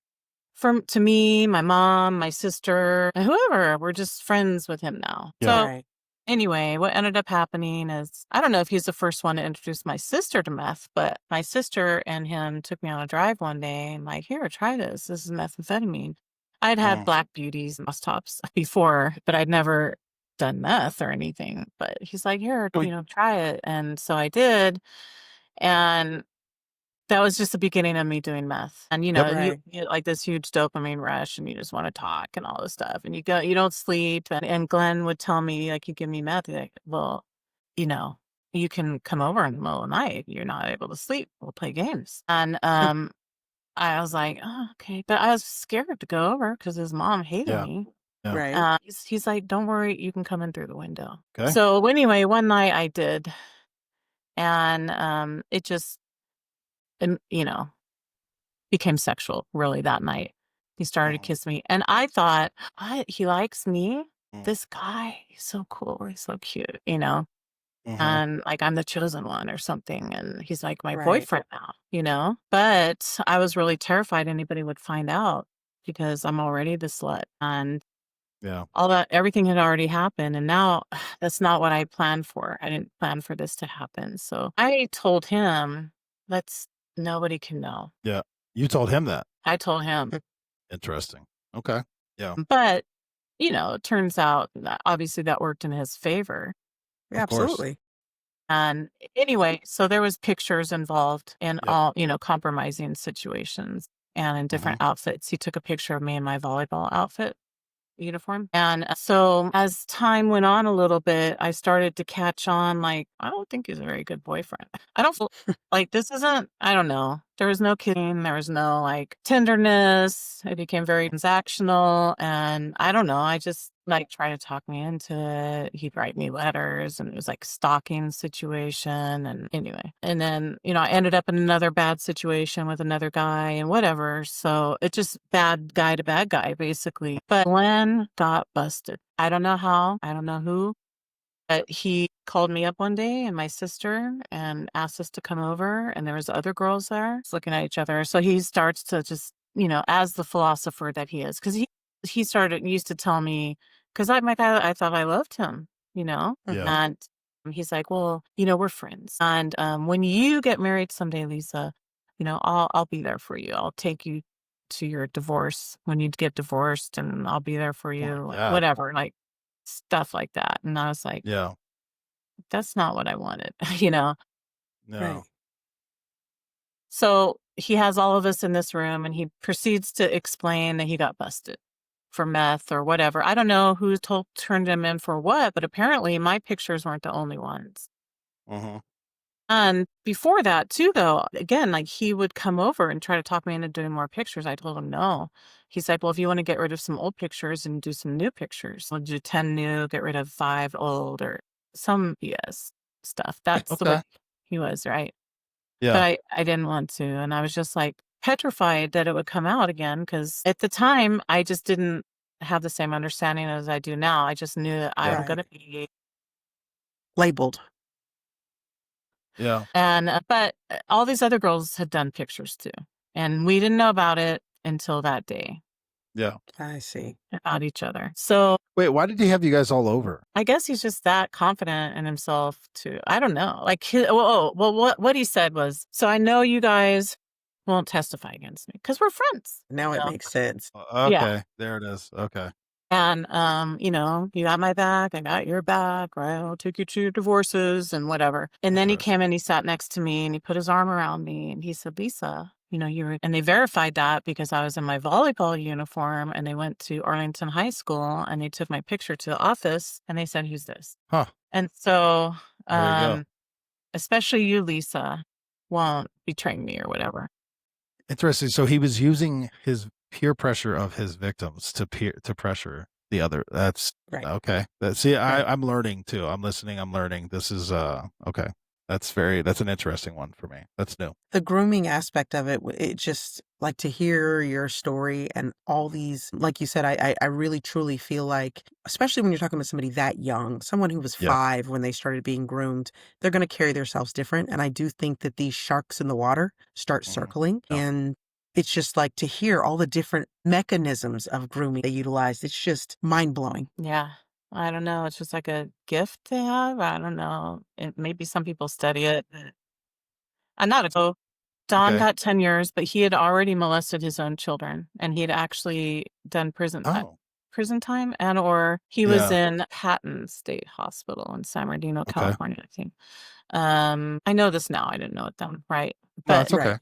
no, actually, he did tell me. He told me before they got busted, part of their grooming is Lisa, like I don't remember how he said it, but basically he did these things with his kids and they were fine. It was the court system Mm. that messed them up. Ah, Got it. Okay. okay. Did Jody go to jail too? Yeah. So she got a year. But I remember, so this is where my mom comes in. I didn't have to go to court because they pled, Okay. but my mom made me go to court. Why? Did she Because this is articulate? attention for her or something. I Oh don't my know. God. Okay. I mean, I don't know, right? But Yeah. Yeah. Wild. Okay. so the judge asked me, I was the only victim there, to say something. And Jody, I guess, instead of just doing parole or probation, she had to do a year because of my victim statement or something, I think. Write Okay. down everything you want to remember. I've written it down somewhere, but if you don't write it down, you forget, Yeah. Of No, for course. No, sure. it's fine. But anyway, I was in court. And so what I remember is that she would have to register as a sex offender the rest of her life. Good. She didn't, I'll just say, because later in life. So yeah, they did time. And later I found out that he got out after 5 years. Okay. But so I wish to say that was isolated, but that's probably still happening to this day. That's still I hope happening. it's Probably. changing. Oh my But we have gosh. minimum mandatories for drugs. Okay, never mind. I'm not going to get on my Anyway, soapbox about this. yeah, we're gonna get off topic. Okay. And then, so did Glenn go to jail? Did he end up Okay, going to so jail or then no? what happened with Glenn is I wasn't planning on doing anything, Yeah. to hurt him, I Yep. I guess. understand. Yep. And the detectives showed up at my house one day. Different Right. detectives. I don't even remember their names so much. By this point, Okay. I'm 16 though. Okay. Okay, so Mhm. I'm 16, and my sister's 4 years older than me. Okay. And I don't know if she was married yet, but she was with her first husband at the time. Okay. And so they come in. We're here to talk about Glenlow, whatever. I don't remember all the conversation, but it came down to, since I was the youngest victim, it would be more best in the best interest of, I don't know, prosecuting him or something, to focus on my case, Hmm. because 14 is different than 15 to the law, Correct. Right. right? Yep. A big difference. Mhm. And my sister is like, Lisa, Tommy doesn't know. Please do it. Because I was like, I'm not, I'm not going to be involved. And, oh, and also they did say like, we need someone here over 18. And my mom wasn't home, which is just as well, really. Is it okay that your sister, she's over 18? She's the over 18-year-old. I'm like, okay, I guess. Okay. And basically, though, she said, you please do it so Tommy doesn't find out I was involved with Glenn. Tommy being her first husband. Okay. Doesn't find out she was involved with Glenn? Yeah. I'm Okay. tracking what you're saying. Okay. Yeah. So she wanted you to do it so she didn't have to do it. Understood. Yep. Okay. And so to it. Okay. And so talking about pictures, they brought out explicit pictures, just them and me now. My sister went back to her room. Just these two. They showed you the pictures of you. Okay. Yeah, some of them, not all of them, but yeah. That Okay. just so you know, ones. that's not normal. Yeah, that's not normal either. But we'll continue. And it was really, I'm like dissociated from it somewhat, right?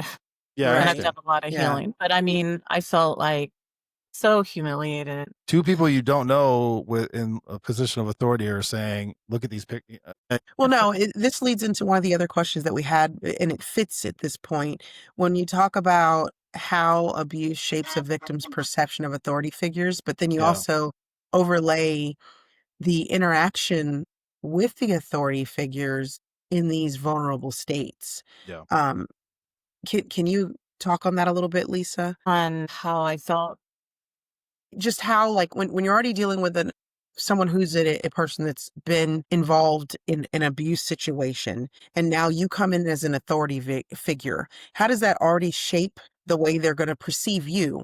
And then now you add, now I'm somebody you don't know, and I'm throwing pictures of you in a very vulnerable position in front of you, asking you these just invasive questions. Mm-hmm. Yeah, well, I mean, as I know now, like you're an abuse victim, you just feel powerless. And then an authority figure person, you're like nothing.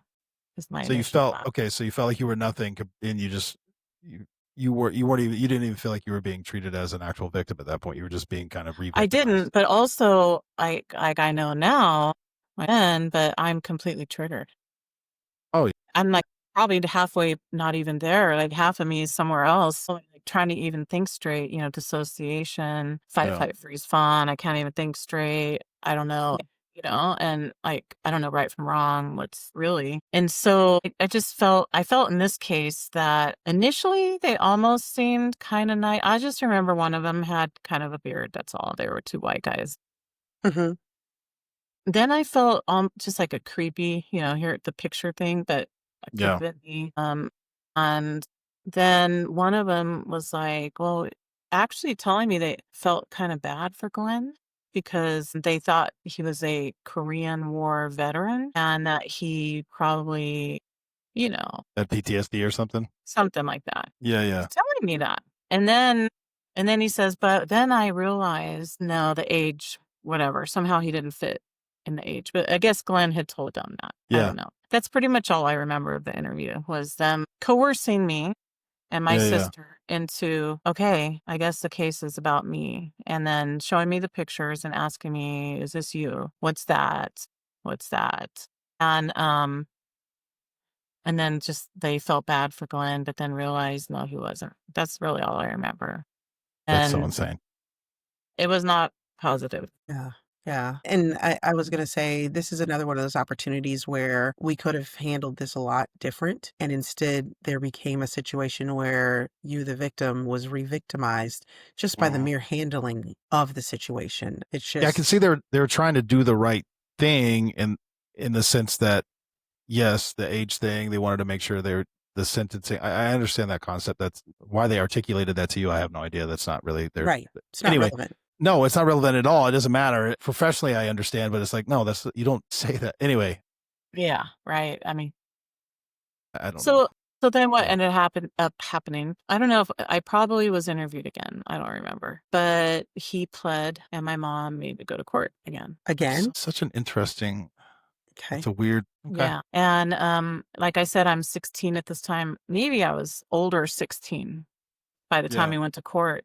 Glenn had said, when he put his arm around me, you were 14, for sure you don't get involved in this because it would be worse for me. And then he's like, I'm going to find out who did it and take care of him.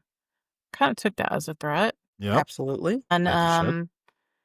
so now I'm the only one involved. And I'm thinking maybe he'll kill me someday. I don't know. Maybe someone's going to kill me someday. I don't know. Right. Then I get high or something. But Mhm.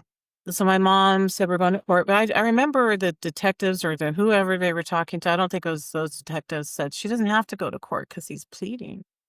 What are And you she's like, doing? no, we're going to court. And so she took a friend and I just Glenn's staring at me or glaring at me. Lisa, welcome back. I really appreciate you joining us to round out part 2 of your episode. I really appreciate you coming back. Thanks for having me. Appreciate you guys. Absolutely. So we're gonna kind of pick up where we left off on part 1, just to kind of round out those experiences, and then we'll transition into what we discussed prior. So we're gonna start off. You were in the courtroom with Glenn, which your mother made you go to, and he's glaring at you, and that's kind of where we ended off. You want to go through that experience? Yeah.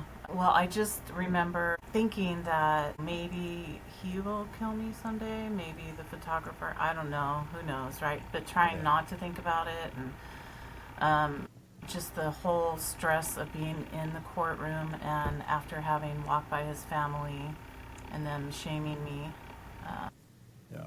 just kind of out of body experience. And then the judge asked if I had anything to say, and my mom like pushed me up to say something. And really, what just came out of my mouth, I don't know, it seemed like a different person speaking, not like 16-year-old me that was completely lost and confused. But I just told the judge that, he said that he was my friend and all this stuff and talked about the stalking and drugs and everything. And the judge was just very kind and afterwards said that he would actually, I don't know, not get early parole or something because of that, which I felt good about and not good about. Does that make it worse for me or not? Or, Yeah. confusion like that. But after all of that happened, we get up to leave, and this lady, this blonde lady in a police uniform, came up to me and said, "Thank you so much, you're so brave." And she introduced herself as Glenn's ex-wife.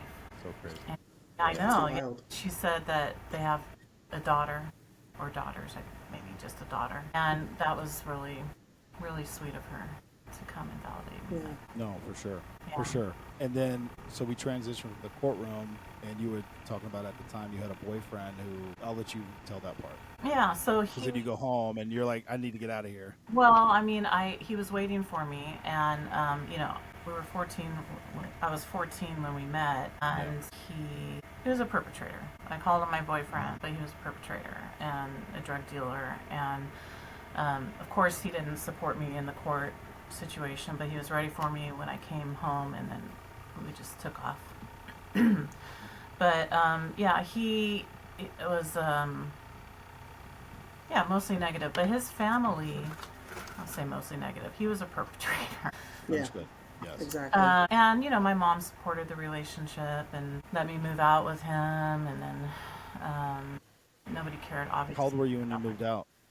16? Okay. All right. It didn't last too long. I ended up moving back home again, but he had free access either way. And we would go to his place, which was up the street, his parents. I actually met him through one of my childhood best friends, Andy, who lived up the street, and we actually had permission from neighbors to use their pool if an adult would watch us. And so Andy said, let's go over to these people's house, and Bob happened to be there, and he said, yeah, I'll watch you guys. And he had just gotten out of prison for dealing cocaine in the military, but Okay. I didn't know that exactly at that moment. Right. Yeah. But anyway, all of that dysfunctional intertwining of the neighborhood and Andy's mom trying to get me to go out with Bob. I didn't want to. There's just weird stuff people are involved in. But there was drugs there. Anyway, though, but Bob's family, they were really nice. They were really nice to me. And they were Christian. And they weren't shy about it. And they must have known what was going on. But they never made me feel bad or feel judged. However, they probably should have called CPS. Anyway. Probably. But So Yeah. around 16, Bob's sister started to really, when I was 16, I guess, yeah, about 16, just started to basically fellowship me. The church had sports going on, so I was more than happy to go. Anytime volleyball, you can hate my guts, let's just play volleyball. But so started that way and then started studying scripture with them. And I just said, I'm open to studying, but I'm not interested. You know, like I was raised, like I was born Episcopalian, and then we left that church when my parents divorced, and then we were Buddhist for a while with my stepdad, and Buddhist? Okay. Yeah, Buddhist. yeah, Okay. yeah. All right. And Okay. that was sweet with him, but then we left that, you know, when he left my mom. But like Right. I always believed in God, and I always had faith, and I always loved Jesus. Right. I just didn't really know Jesus, Right. but Yeah. Right. like even the Buddhists talked about Jesus. Mhm. So then, basically, just over that next, I was probably mid 16 up until about 18 for like a year and a half. It was like a conversion process for me. Bob was always like not the one to talk to, even though he said that he was gonna, you know, going back to church and stuff too. But it was, yeah, it wasn't the same. But Gotcha. there was this cute guy at church that was willing to answer all my questions. So I would There talk you to go. him. And then, Right. and other people. That was really nice that everybody was nice to me because that does make a Right. difference for sure. Yes. But, you know, the relationship with Bob, again, he was a perpetrator, 10 years older than me. But anyway, it wasn't He good. was how many years older than 10 you? years. So he was the Okay, so youngest you were perpetrator. 16, Yeah. but he was 26 at this point. Yeah. Okay. And then 17, then he's 27. Got But it. there was a lot of control issues and just bad Yeah. stuff. And then one day I just got the strength to just break up with him. Like we were arguing in the middle of the street. He's like, "Well, you want to break up?" Because he would always like threaten that. Like that worked with me. You know, I don't want to be alone Right. or whatever. Yeah. And I just was like, "Yes, I do." And I just Yes. felt like all this weight drop off of me, and like I wouldn't have had that strength without God, without the Spirit. Okay. And that was it. It was over, and I felt good. Now I'm single and just getting to know people that are healthy. They're not just trying to have sex with me, do drugs, control me. You know, it's based on, Is this with the same church that yeah, Bob's family was going to? And yeah, are you still living at home with your yeah, parent, your mom? yes. How is she aligning with this new faith now? She would constantly mock me. Yeah, she was very anti-Christian. Even before that, Yeah. where I'm just going along in life, trying to just live, and randomly she Yeah. would just say kind of anti-Christ things. Right. And so, you know, I would fast and pray, and the reason that you might feel anything is because of your blood sugar or whatever, and Christ never said he was God, and just, I don't know, all kinds of like Yeah. Yeah. Okay. just a constant negative. Gotcha. And, but regardless, I had a place to go.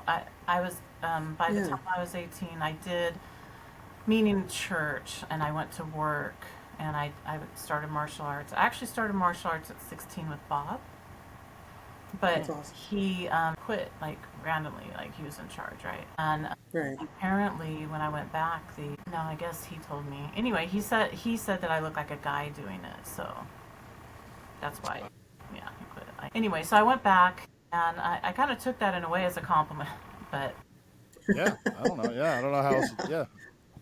I'll take it. whatever. But my instructor said that I was the hardest hitting female he's ever felt. You know, I went back at 18. I was Yeah. like, yeah, you know. And so I was Yeah. doing Yeah. martial Nice. arts, and I was working. I got my diploma, even though I really didn't earn it, but it made my life Understood. easier. And Right. then I go to church activities and things. And so 18, you know, I got baptized, and I'm still living at home. But this guy that, you know, would always answer questions, we started dating, which he wasn't going to date anybody under 18, which I really respected. Not that we had really talked about it before then, but Yeah. I kind of liked him. And anyway, he's my husband Okay. now. I Oh, would say you kind of like him then. well, So that's amazing. I entering like that into story. now this healthy relationship, were there times where you were like your brain would still not fully in like accept, I guess, the normalcy of it? Well, Or it's were you just like you were ready for something that felt this normal? so so in my process of converting and really getting to know, like I had never really read the Bible or talked with people about it, but I'd only heard negative from my mom, negative from my dad. They hated Right, people, hated gays and all these things. And my dad at this point had come out as gay. Before, like when they divorced, he was had a girlfriend, but I don't think he really did. And then he was bisexual, and then he was gay, which I was fine with, like no issues, but Hmm. always kind of a negative comment about, not always, but sometimes negative comments about right. Christians. So, but in the process, because I was still using drugs and alcohol during my, Okay. studying process, my kind of converting, my changing from just a mess of a life to Right. what could be. And just for me personally, in my praying, I took it serious and my Yeah. studying, and I really tried to have faith and test it out. It was very clear to me that I could stay, on the path I'm on, which is doing drugs, and like my future was not bright.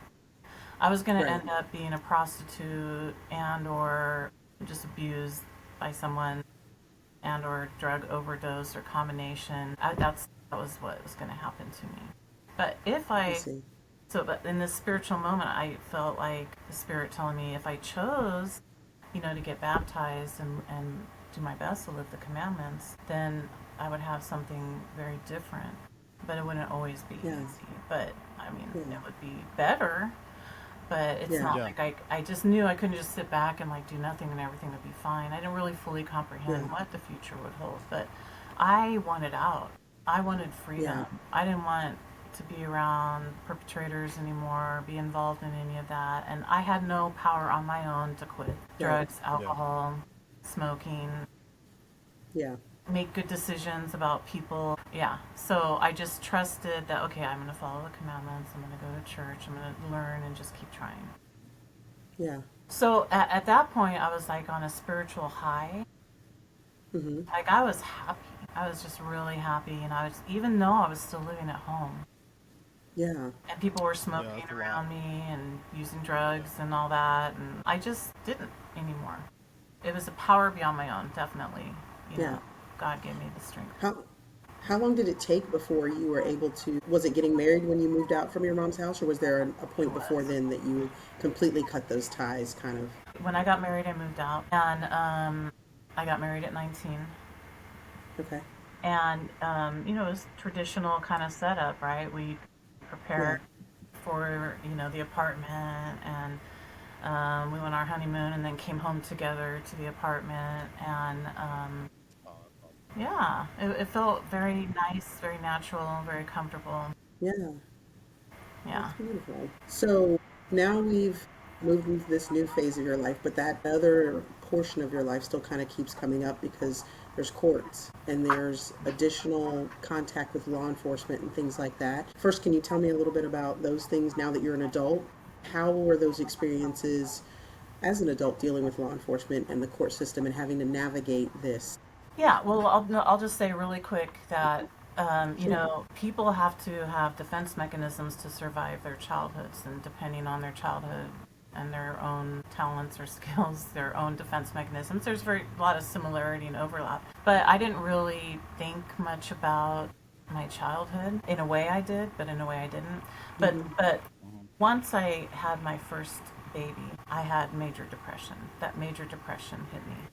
And that's when I I started see. to go to therapy and just tried to I see. figure it all out. But I had major depression hit me. And I did not understand that, having a baby is a big trigger for trauma. Also, I didn't have any support from my family. Right. Nobody was like offering to help me or um, Yeah.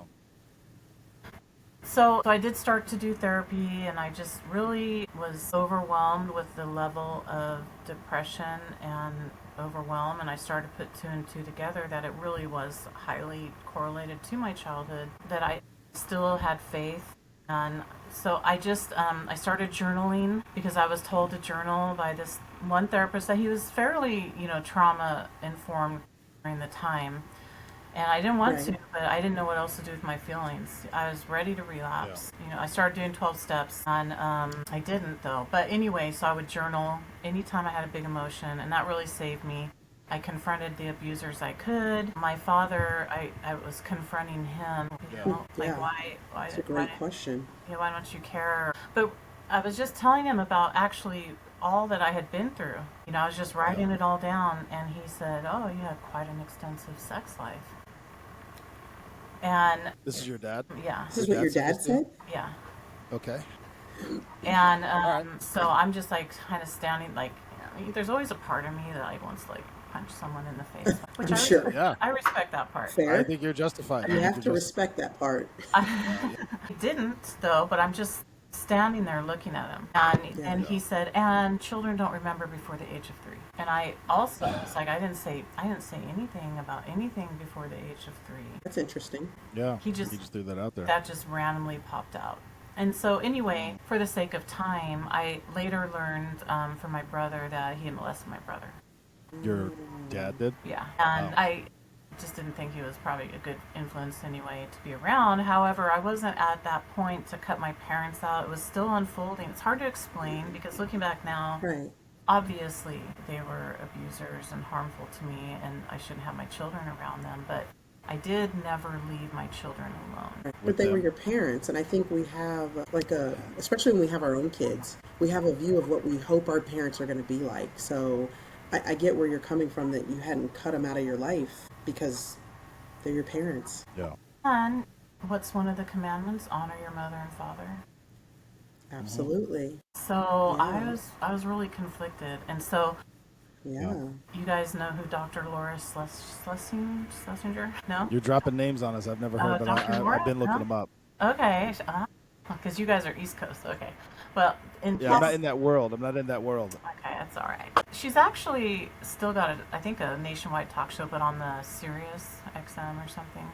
But Okay. she was on local radio in California as she's controversial too, but she's not a psychologist, but I don't think. Anyway, she has a PhD, but she gives advice, and she's There kind you of go. hardcore. And Okay. at the time, she was like sick of hearing people talk about being abused. You need to suck it up. But also, she had good advice too. Okay. She was kind of like a double edged. I was a little scared, but I was so insecure. Oh, and she's Jewish, and so she has that Judeo Christian Ten Commandment approach. I felt I needed, validation from someone else. I was really confused. So I called her and I got on the radio. And I was talking to the screener and I was like so unable to articulate very well. But I wanted to know if I was abused or not, or what to do with my parents. How do I Yeah. Right. afford them? And so whatever I said to the screener, put me on with Dr. Laura. We're on the air, and she's like, "So you said you were abused, basically?" And I said, "Well, Yeah. like I'm really just." I want to say mealy mouthed, but I don't really like that term. But I don't know. I couldn't quite articulate. I said something like, just from a very like weak, sad place. Like my mom and her boyfriend, they in bed, and anyway, she kind of interrupted me and she said, "Your mom and her boyfriend had sex with you," or something like that. And I said, Hmm. I had never had it put like that or articulated, and I Right. was thinking about it, like what to say to that. And before I had a chance, she said, "Well, as far as I'm concerned, they tore up their parenting cards." Ooh. Yeah. Okay. Wow. I mean, I agree wholeheartedly, but Yeah. okay. But you Right. just said it like that. Okay. Yeah, and that was super validating. But then I didn't get to say anything more. I was off. Yeah. So I felt Yeah. shook up, but also like it was a good thing, but also not. But then she played Pat Benatar's "Hell Is for Children," and just Okay. I see what you're saying. It's a little controversial. Got A little it. controversial. I can see that. yeah. So that's a risk. But anyway, it ended up validating me. Yep. Right. It got me thinking more about that, and still, it took until my 30s before I did cut my parents out. But I guess But you're it's so asking fun. me.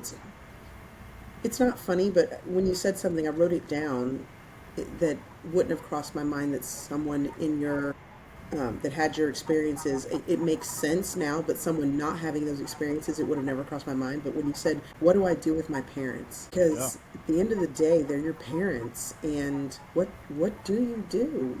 It's very easy for people that are not, have not experienced, have not gone through all of these things that, like we were saying in our part one, the grooming and all these things that happen, it's just such a holistic, like mind, body, and spirit thing that occurs to you.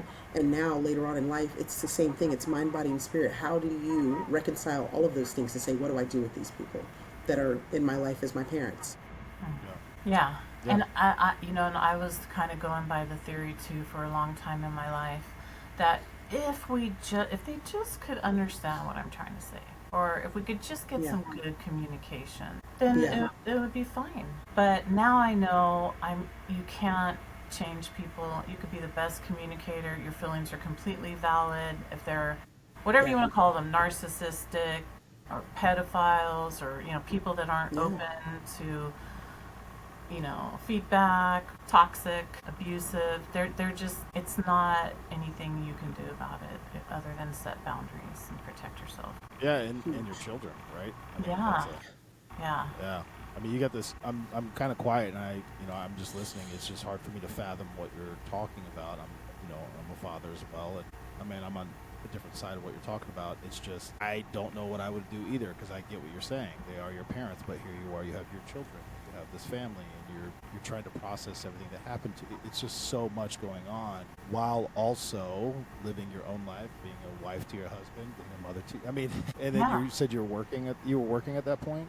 No, no, not Sorry. once I Okay. had my son. Maybe I'm fast forwarding because you've been a therapist for 60 years. So were you able to stay home with your? Because you have 3 children, right? Yeah, yeah, yeah. My husband was the main provider, but I ended up doing a little bit of daycare here, a little bit of janitor work there. I had a newspaper route another time. I delivered some pizzas sometimes, and sometimes he would be getting a side job. So that's the way we lived for a long time.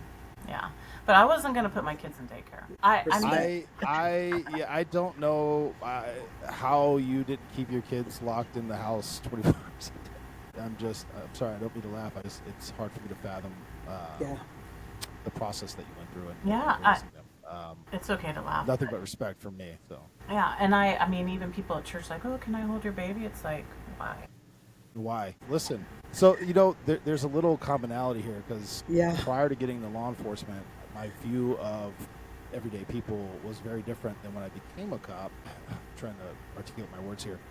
You start to see because you go to so many domestics and violent crimes and horrible things that happen. So now it's like anybody and everyone is a potential suspect at any time, and you don't know how fast it can be. I've never honestly until this moment right now here talking to you. Here you were victimized. You are thinking of people in the same exact way, 100%. just from a different lens, and it's an interesting connection there. Well, Yeah. like Yeah. at the time, I feel like not that I'm not guided by the spirit now, but I was still really, really a lot more way affected. I was going to say screwed up, but I mean that with Hmm. compassion, I Right. understand. Yeah. than I am now. Yeah. Okay. But Yep. All right. I felt like the spirit really guided me in a lot of ways that I couldn't even fully articulate.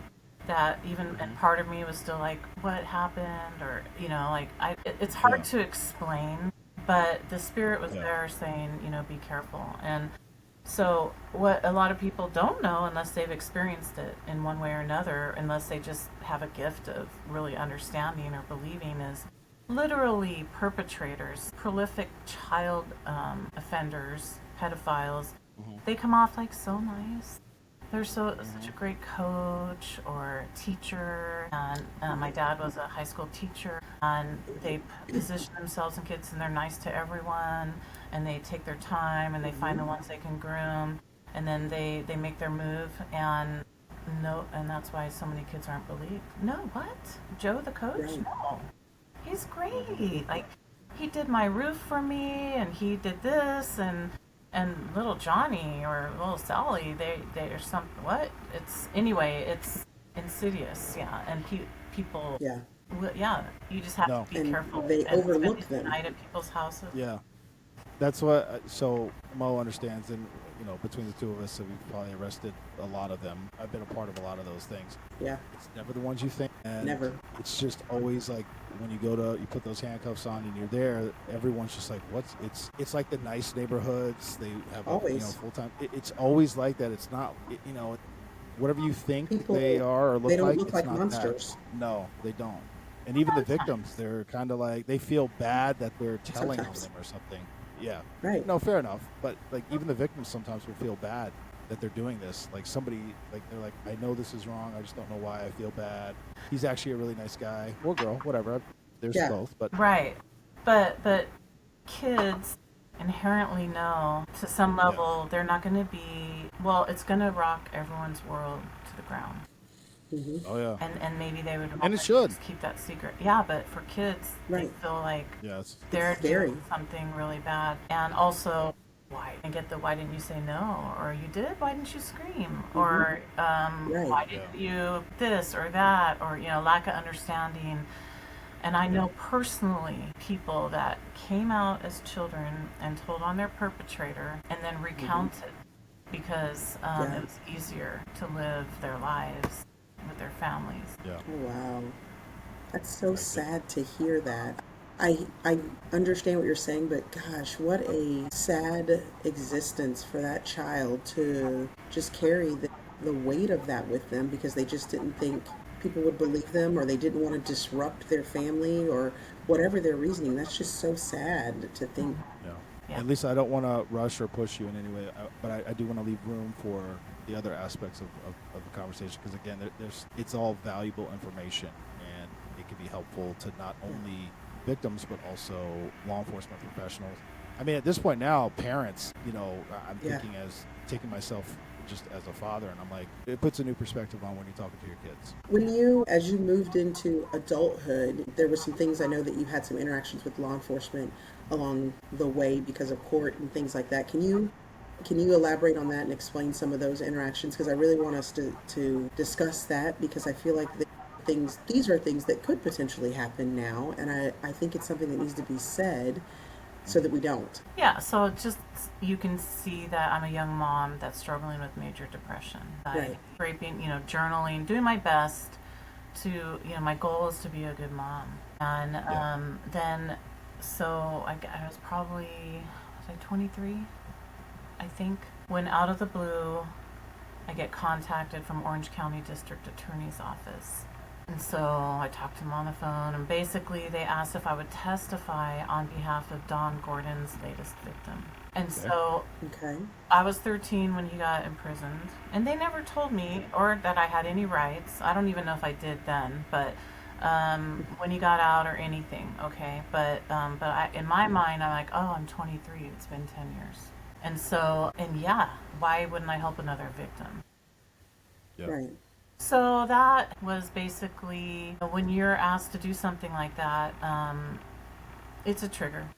Okay, it's a trigger, and I didn't fully understand that at the time, Yeah. and they didn't Right. apparently understand, given the benefit of the doubt. But there's no offer of help or support, and then they're like, "Yeah, you're going to testify," and then they're like, "Oh, he pled. You don't need to testify." And so, They got you all worked up, and then they yeah, now we're good. We don't need you.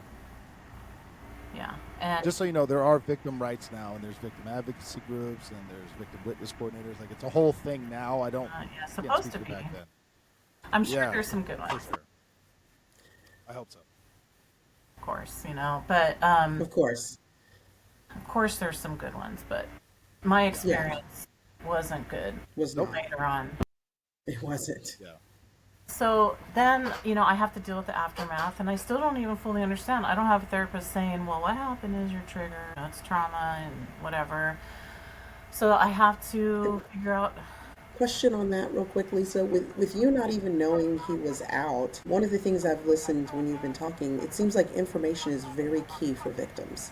So them not even notifying you that he was out, for you to hear that there's another victim, was that the part that kind of triggered you and re-traumatized you almost to know that he's back out doing the same thing, or was it more personal that will he now come hurt me? I guess it was both. I guess I wouldn't say I was surprised necessarily that he was, molesting again.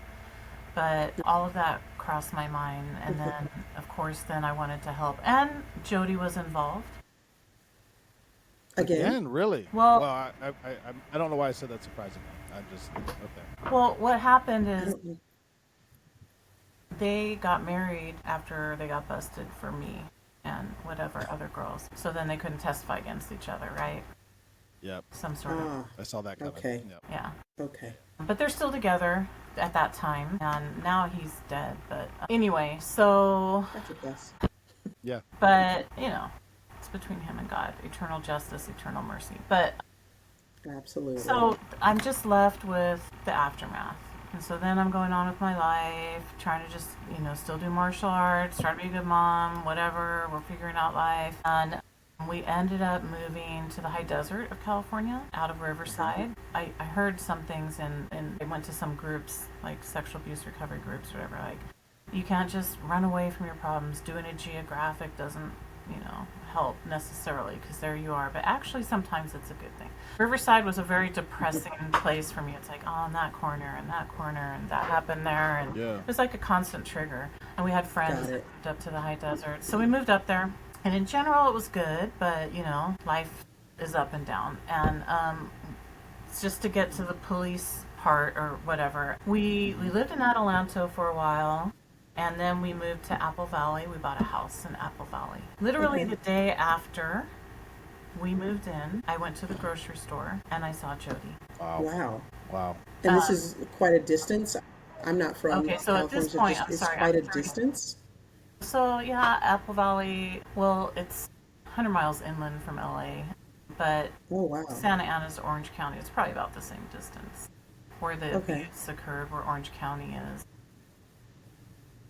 So in your mind, this is not something you would have ever expected, and Never, like, obviously a but yeah, trigger. this is like 10 years later after that first contact. So at this Okay. point, I mean, I see her.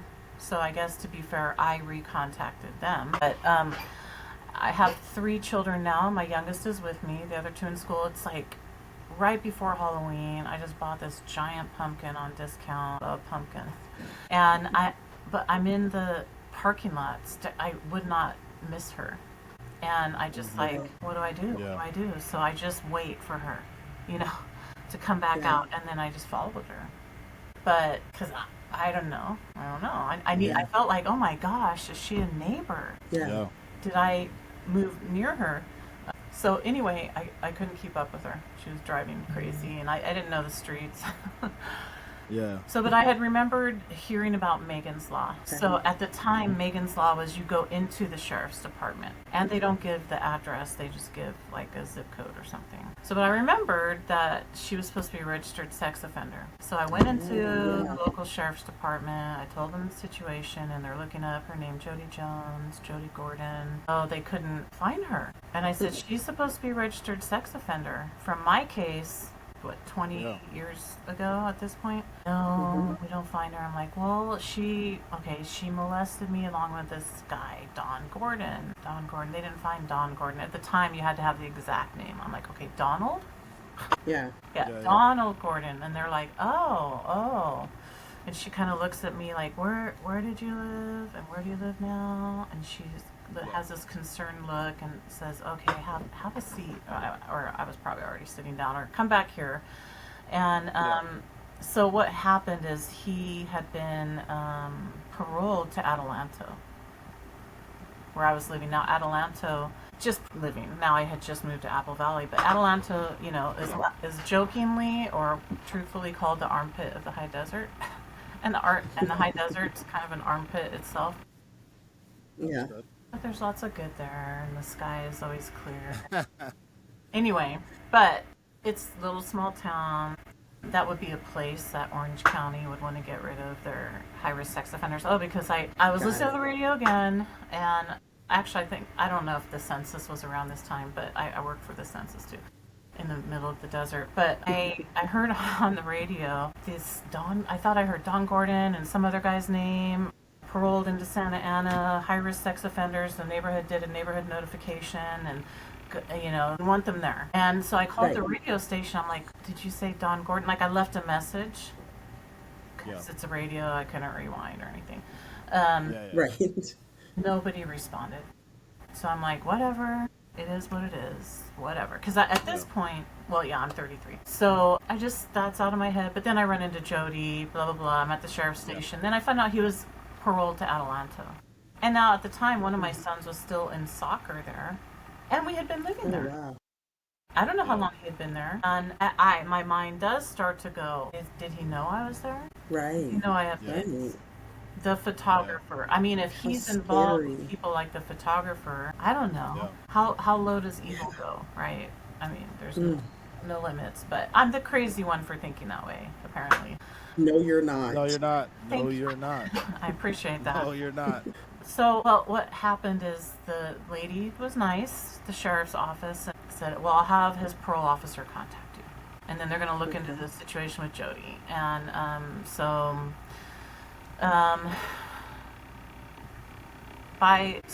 finally the parole officer contacts me, comes to my house, and he has the right to search Don Gordon or anybody else anytime he wants for any reason, no reason needed at all. I said, could you please just search him just on the off chance, because I have to apologize and everything, right? On the off chance he has a picture of me or my kids or has any knowledge, just please. Yeah, okay. I'll do that. But in the meantime, now I was going to Adelanto police, which, you know, apparently they were so corrupt, the sheriff ended up taking him over. But I went in, I said, I want to do a neighborhood notification. You have a high-risk sex offender here. I want to do a neighborhood notification. They did it in Santa Ana, you know, because, like, I'm a fighter, okay? I'm not going to... Yeah. My energy Absolutely. has to go somewhere. They just treated me like crap, ho-hum, roll their eyes, come back tomorrow. Just like it was just a nightmare trying to get that going. And then the parole officer, So when he wild. comes to my house, he's like, why didn't you tell us where you lived? Parolee. Wait, the parole? Yeah. The parole officer asked you why you didn't tell them what? Yeah, because Okay. All right. he said that they're not high-risk sex offenders not supposed to be within 25 miles of their victim, paroled within 25 miles. Yeah, but how would you know that? Nobody told Exactly. you. Like, nobody Yeah, ever yeah. told me anything. I get it. That's just all crazy. Yeah, exactly. Yeah. Yeah. Like, I You had were no supposed to idea. tell me or reach out to me. Yeah. That's their job. Anyway. So, but basically, that's how that went. He said he was going to search him. I'm waiting for the answer. Yeah. Waiting for the answer. Right. So finally I called him. I don't know if it was a week or 3 weeks or whatever, but I'm triggered, by the way. Also, Yeah. again, Yeah. like, Yeah. Rightfully so. you know, and I said, so, you know, did you search Don?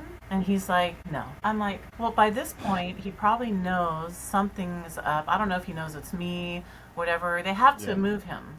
So they're all annoyed by that. They have to move him. And, you know, I've thought about this many times through the years. It's like, almost would be better if he would have just said, yeah, didn't find anything, and lied.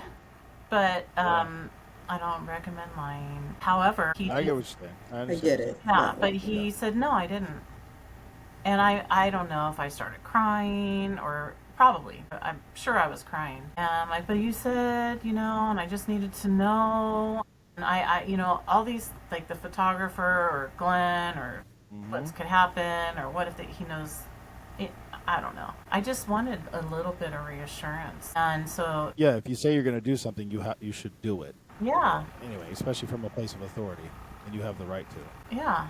Anyway, And so the call didn't go well, so I'm like, I want to talk to your boss. So I get a hold of his boss. I'm probably crying, telling him the story, and he's like, you know, you need therapy. Okay.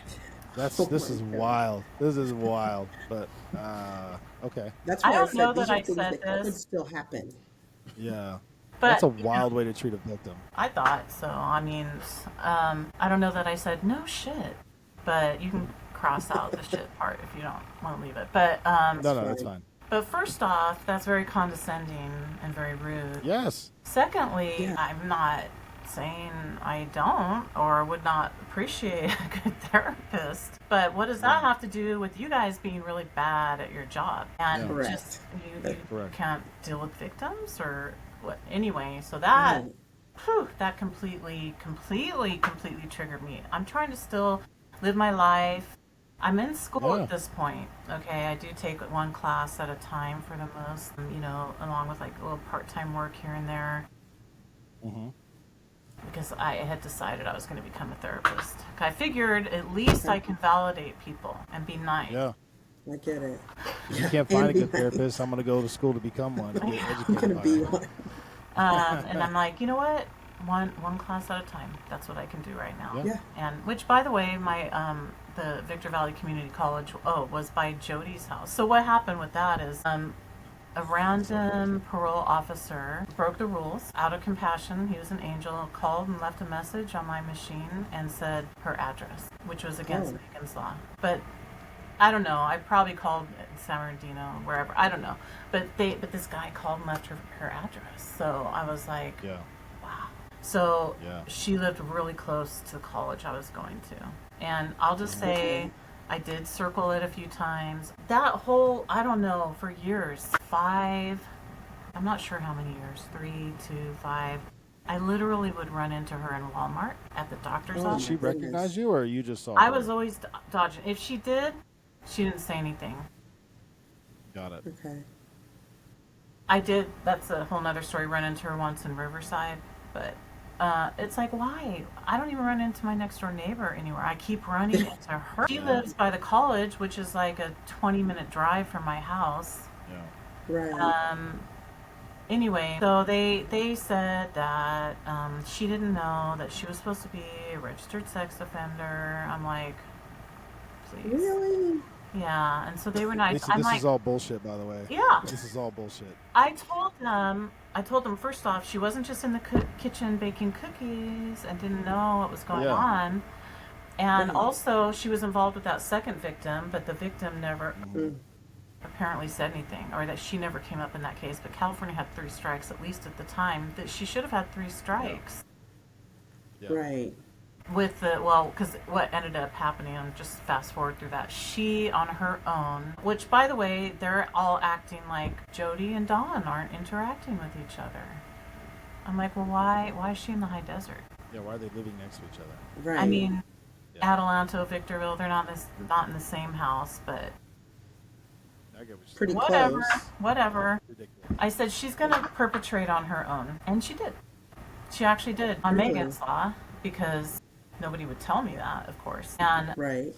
she, on her own, had sex with a teenager charge. And then that should have been her 3rd strike. But, Wow. Yeah. anyway, I felt bad about that, guilty, angry, rage, whatever. You, because there was another victim, you felt some. I mean, a little You said you bit. felt I bad, and yeah. just to be real, I felt Yes. like I was going to lose my mind sometimes. And I I got considered it. killing her. Yeah. I don't know that I get it. seriously, but a Yeah. little bit. I get it. But sometimes you I get. think I would have seriously considered it. I wanted to go up to my perpetrators as an adult. Yeah. Yeah. Now what? Yeah. Now what do you Yeah. have to say? Especially her. Yeah. Yeah. And I was having a really hard time emotionally. It was affecting my family. Right. I'm Yeah. pissed. I'm sick Yeah. of this. I called my husband once. I'm driving by our house. I'm going to do it.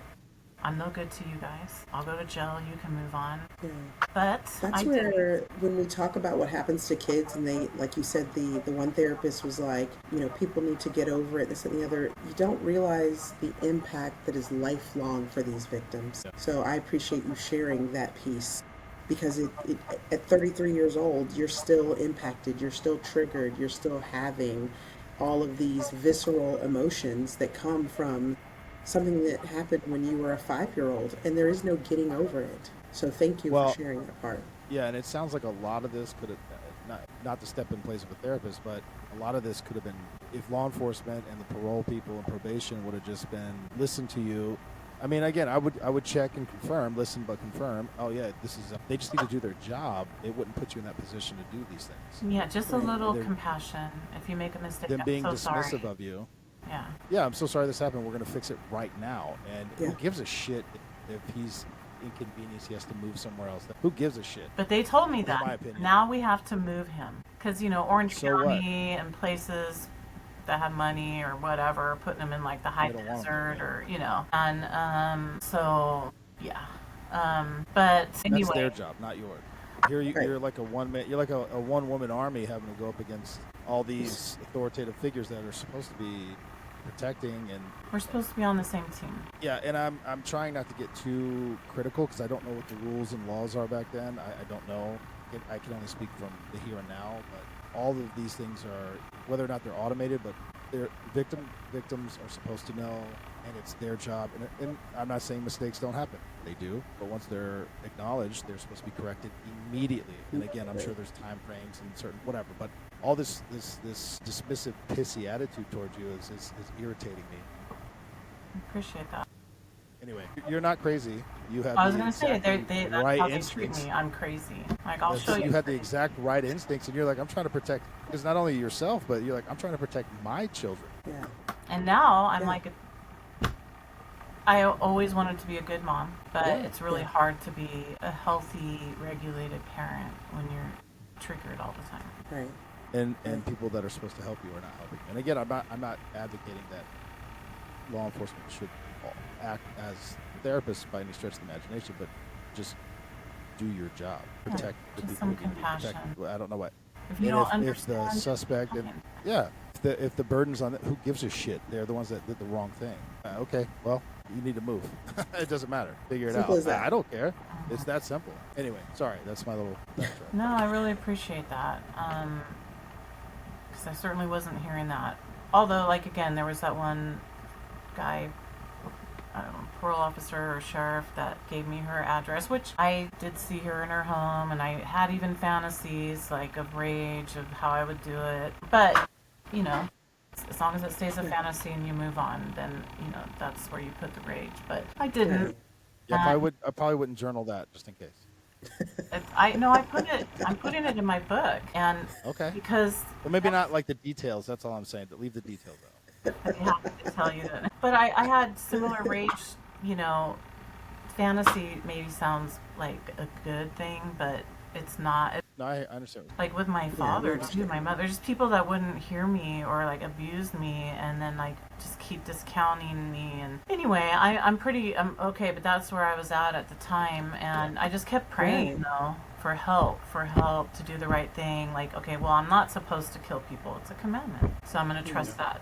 But all of the Christian kind of scaffolding really helped me make Right. good decisions, as good as I Yeah, could. and I'm sorry. Let me just say, just to be clear, I'm not advocating for anyone to kill somebody. That's not what I'm saying.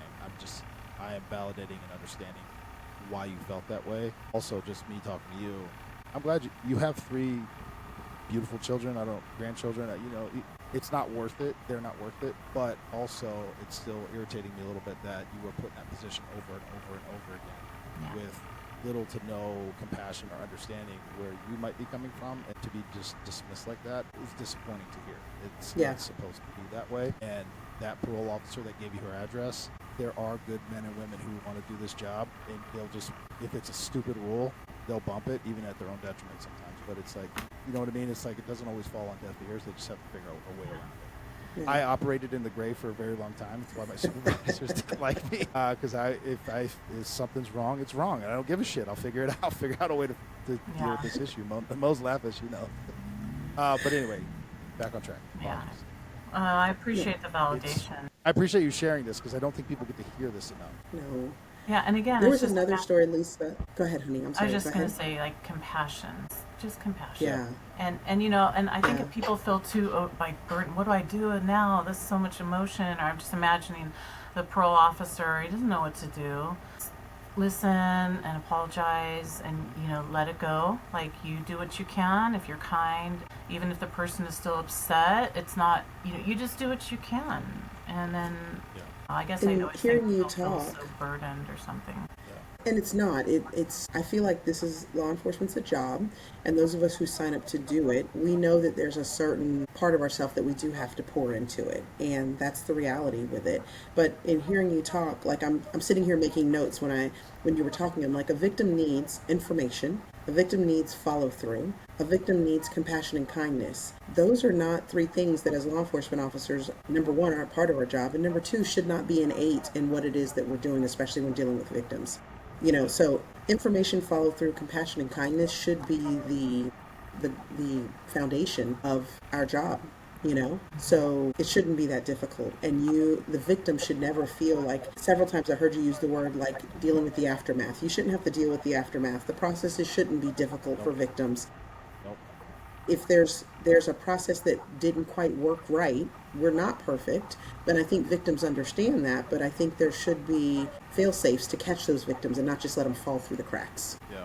And Lisa, I just want to jump one thing, it kind of tying back into earlier when you were saying your mother forced you to go to court. I've been involved in court proceedings and sentencings and in cases similar in nature to what you described. And in every single case, they would separate the child from the parents and then talk to them with an advocate.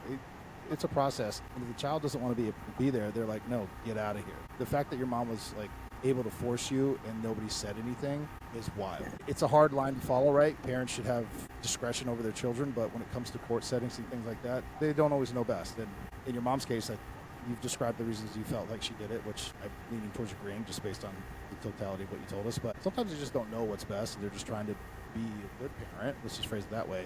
But no way should anyone have allowed your mom to force you to do that. Is all I'm trying to articulate. That's all. And I think that's a process now that has been fixed. But there was another story that you shared with me, and this one really almost like took the wind out of my lungs when I heard the story. When you did eventually have to come to California and go to court, can you share a little bit about that story, please? Yeah, so I'll just say really quick. So what ended up happening with Don is he was paroled somewhere else, and that new parole officer was really nice, and he did say that he did find pornography on him or pictures. But I'm like, well, what pictures? I mean, you couldn't tell me, and so I don't know. But Yeah. that he was cocky, and anyway, he's putting them under civil commitment. So you guys might know what that is, but a high risk. I'm sorry, do you mind articulate? Yeah, you're right. Do you mind explaining what that is? Yeah, so I guess basically, if a high risk sex offender is thought to, if the parole officer or whoever believes that they're going to reoffend, probably, at least in California, I'm sure other states have a civil commitment law where they can kind of force hospitalization on them. And so he went to a Tuscadero State Hospital, and I guess the program is set up. I did a little bit of research. Like, if you go in and you say, okay, I need help, I suppose that could look bad for your case. I think Don probably held out for a long time. So he's on the side that's not getting treatment, but he's not being let out, but he's maybe hoping the law is going to change and he could get out. This my guessing. I don't really know exactly what goes on. But he was civilly committed. But then they are like, testify for his civil commitment. I'm like, yeah, okay. I said, but when? Yeah. We don't know. I'm like, okay, well, I can't have a random contact again. Right. Yeah. I said, need to I prepare can't, for that, yeah. I need to, know. So at that time, we set up a monthly check-in, and I'm probably the one that called them. I don't even remember. I don't think they called me. Just checking on the case. No, there's nothing upcoming. But eventually, I just let it go. I don't know if it was a year or 2 years or 6 months, but nothing was going on. I'm like, whatever, forget it. I'm moving on. Like the parole officer says, move on with your life. Just move on. Like, let it go. Yeah. Say stuff. So I'm like, I'm moving on. It's out. I don't know. Became a therapist. Trying to live our best life. And then eventually we moved out of state from California to Arizona. So I was actually working in a child crisis agency, assessing children that had just been placed in DCS custody. Anyway, randomly, out of the blue, I'm 43. That was a long time ago. Yeah. Well, when it occurred is what I'm saying. When the actual your interaction. Yeah. No, it's been now. I might have been older than 43. I think it was 2014. Anyway, I'm now in Arizona and not even thinking about it. Like if I get a California number, I used to think like a 951 number. I used to kind of get a little bit of a, but I had already moved on past that. I didn't even think about it. Right. Sometimes I get 951 spam calls, and anyway, so this day I see 951 calling me. I don't think about it. I go to pay for my gas station. Now we're reliant on my full-time income. Before, we always tried to be reliant on one full-time income, but now I'm like, Right. I'm fully in it, which was big progress for me in the sense of being able to work a full-time job. Yeah, Right. Right. for sure. Just saying, like, anxiety-wise and all that. But Right. so I come back out, I'm listening to the voicemail. It's Orange County. An Mm. investigator is contacting me to testify in Don Gordon's civil commitment trial. It's so No wild. heads up. Again, information not provided. Yeah. Yeah. And then it's like, Also, go ahead. sorry, go ahead. I just No, like, I'm sorry. I called him back. I'm like, how did you find me? Yeah. Not that he would tell me. Right. Like, why? Why can't you tell me? Probably, maybe Yeah. it wasn't too hard. I don't know. There's Yeah. law enforcement databases What were you gonna for say? sure. It doesn't explain anything. But yeah, I'm sorry, I'm interrupting. It's all right. So that day, and he's like, "Will you testify?" And I'm just like, "Yeah," but I don't know how to say no. But it seems like I should. Like I want to Right. protect other children or whatever, even though he's old. Yeah. So Yeah. I mean, I would understand if you said no, but I get where you're coming from. Yeah, victims have the right to do what they want, right? But I didn't Absolutely. feel I could, Yes. like my own who I am. I don't know. I had to. I said yes, and he found out I was a therapist, and he's like, "Oh my gosh, that's great. We need like, a victim like you, whatever. Some, like I can articulate or also has credibility because a lot of survivors, are drug addicts, Yeah. petty or criminal activity. Hmm. It's a horrible the way he phrased it, but I understand what you're saying. Yes, he shouldn't have phrased it that way. He did, and I got what he was saying, but then also I was like simultaneously mad and then sad for it's not fair. Like victim credibility shouldn't be taken in. I don't know. I don't know. There's so many Nope. variables, No, You you shouldn't. right? you're 100% right. But and then also now there's the pressure on me. Like, wait, whoa. Yeah. Just Right. because I'm a therapist, I don't know. I mean, you do want your therapist to have a certain level of sanity for sure. Um, Yes, understood. okay, Fair but enough. anyway, so I was completely distracted or triggered, and he's like, okay, I'll get back to you. And then I just go about my workday. But I was just like in flight or fight, just like really Mhm. like agitated. I'm like, when I go home, I can't lay down. I can't lay down. Like I just have to keep. I need to go for a walk and stuff. But once I got home, I just like collapsed on the bed, and Yeah. and I was just like I couldn't get up. And so that just started a complete re-trigger. I completely decompensated. And a lot of it did have to do with now, they asked me to find pictures of myself at the age that Dawn was abusing me. And it triggers me to go through old baby Yeah. books or pictures. And I was completely vulnerable and messed up in my head. And I said, can you just, like I emailed the picture. I said, oh, okay, it's going to be really triggering for me, but okay. And I emailed him some pictures, and he didn't respond. And I said in an email, maybe a voicemail, I'm really sorry. I'm not trying to be whatever. I just really need to know. I don't know. I even said, and he didn't respond. Finally, a few days later, he sent me an email received.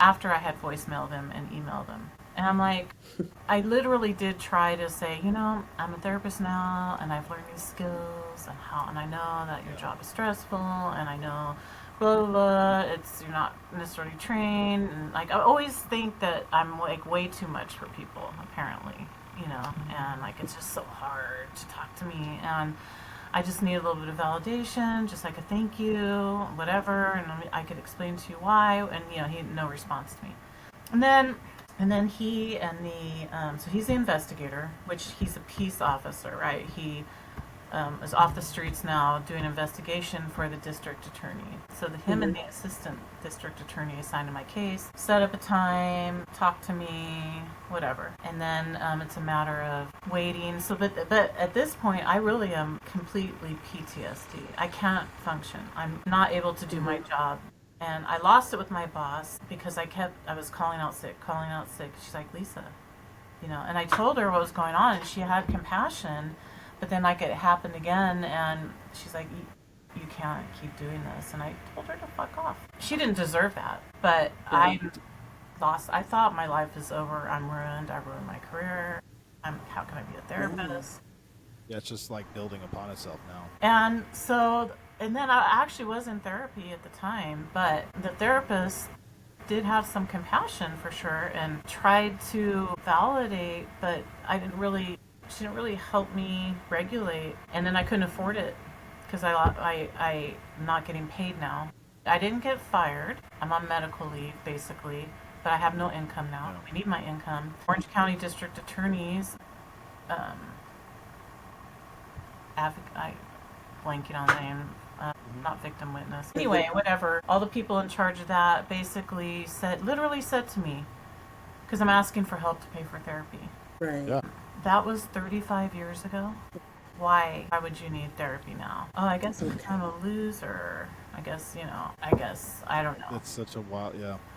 And so, anyway, then they decided that they wanted to fly me out to Orange County. We could drive there in 5-6 hours, but I said, well, can you fly my husband too? Well, we'll see. We'll look into it. And it's like, whatever. That's literally how they. You're doing them a favor. It's really you're doing them a favor, and that's how they treat you. That's asinine. Yeah. I'm sorry. And so then I did get contact from a victim advocate at some point. I don't even remember it. But so then literally now we're living off of one income, and this is not good for our finances. And I said, well, and so they're paying for our flight, they're paying for our hotel. And I said, can we have like a food voucher? Not that I was even hungry at the time. Like I couldn't even eat. Right. I'm like barely functioning here. And the guy's like, we're flying you. You got a hotel, whatever. So we didn't get a food voucher because that would have been, like, because apparently I'm just like milking the system for a vacation to stupid Fullerton, California. Orange. I always Lisa, to refer to Orange. for people who don't know, law enforcement, maybe Fed side, when you have a witness, let alone a victim, Right. you fly them out, you house them, food, basically you accommodate whatever their needs are. Sometimes we have elderly individuals, they have to it doesn't matter. If you're needed for a case, whether it be criminal or civil, that is the obligation of the court, period, at the end. They have funding for that. It's a whole thing. But the fact that you're having to, like, Ask for things continuously, is crazy. it's not how it's supposed to be. Yeah. Period, at the end. That was 2014. So I didn't ever get. I got nothing for that time frame. They know better by then. So Yep. And I got nothing. and it's I got California, nothing so progressive, right? They're like on top of everything. Well, that's another podcast. That's sarcasm. That's a different show. And anyway, we get flown out there, but this is like over 6 weeks, I guess. About finally, it actually happened, and got flown out there. And so the investigator picks us up at the airport with the victim advocate, and I'm just like, I can't sugarcoat it. Okay, I'm like, RBF. Please don't. I'm like, Yeah. As you should. Basically. This is crazy, and you're still doing it though, which is I'm just Commendable. kudos to you. I've been like, screw you guys. You come to me then. Anyway, I'm in a really bad mood. I ruined my life. Never going to be a therapist again. I'm a total loser. I feel. Right. Yeah, I understand. I was completely unprofessional with my boss. I don't know. But let's just get this done, And so I think the investigator recognized me, probably, but I see this guy with a badge with this girl, kind of like a mini skirt, Oh my gosh. Okay. Yeah. All right. And Okay. she's like, and I don't even remember her name. Like, how's the weather there in Arizona? Is it hot? This is the victim the advocate? victim advocate who's made no relationship with me, because it was 35 years ago. So, and Okay. I look at my husband, and I'm like, keep her away from me. Yeah. Fair. Sure. Keep her away from me. Fair. Because like I'm ready to the teenage Lisa wants to just fight. But Right. he was nice, he was professional, but we're in the car, and she's just making this stupid small talk, kind of like in a flirty way. That was my impression. I'm like, Right. wow. Not having it. Yeah. really Yeah. unprofessional and just Yeah.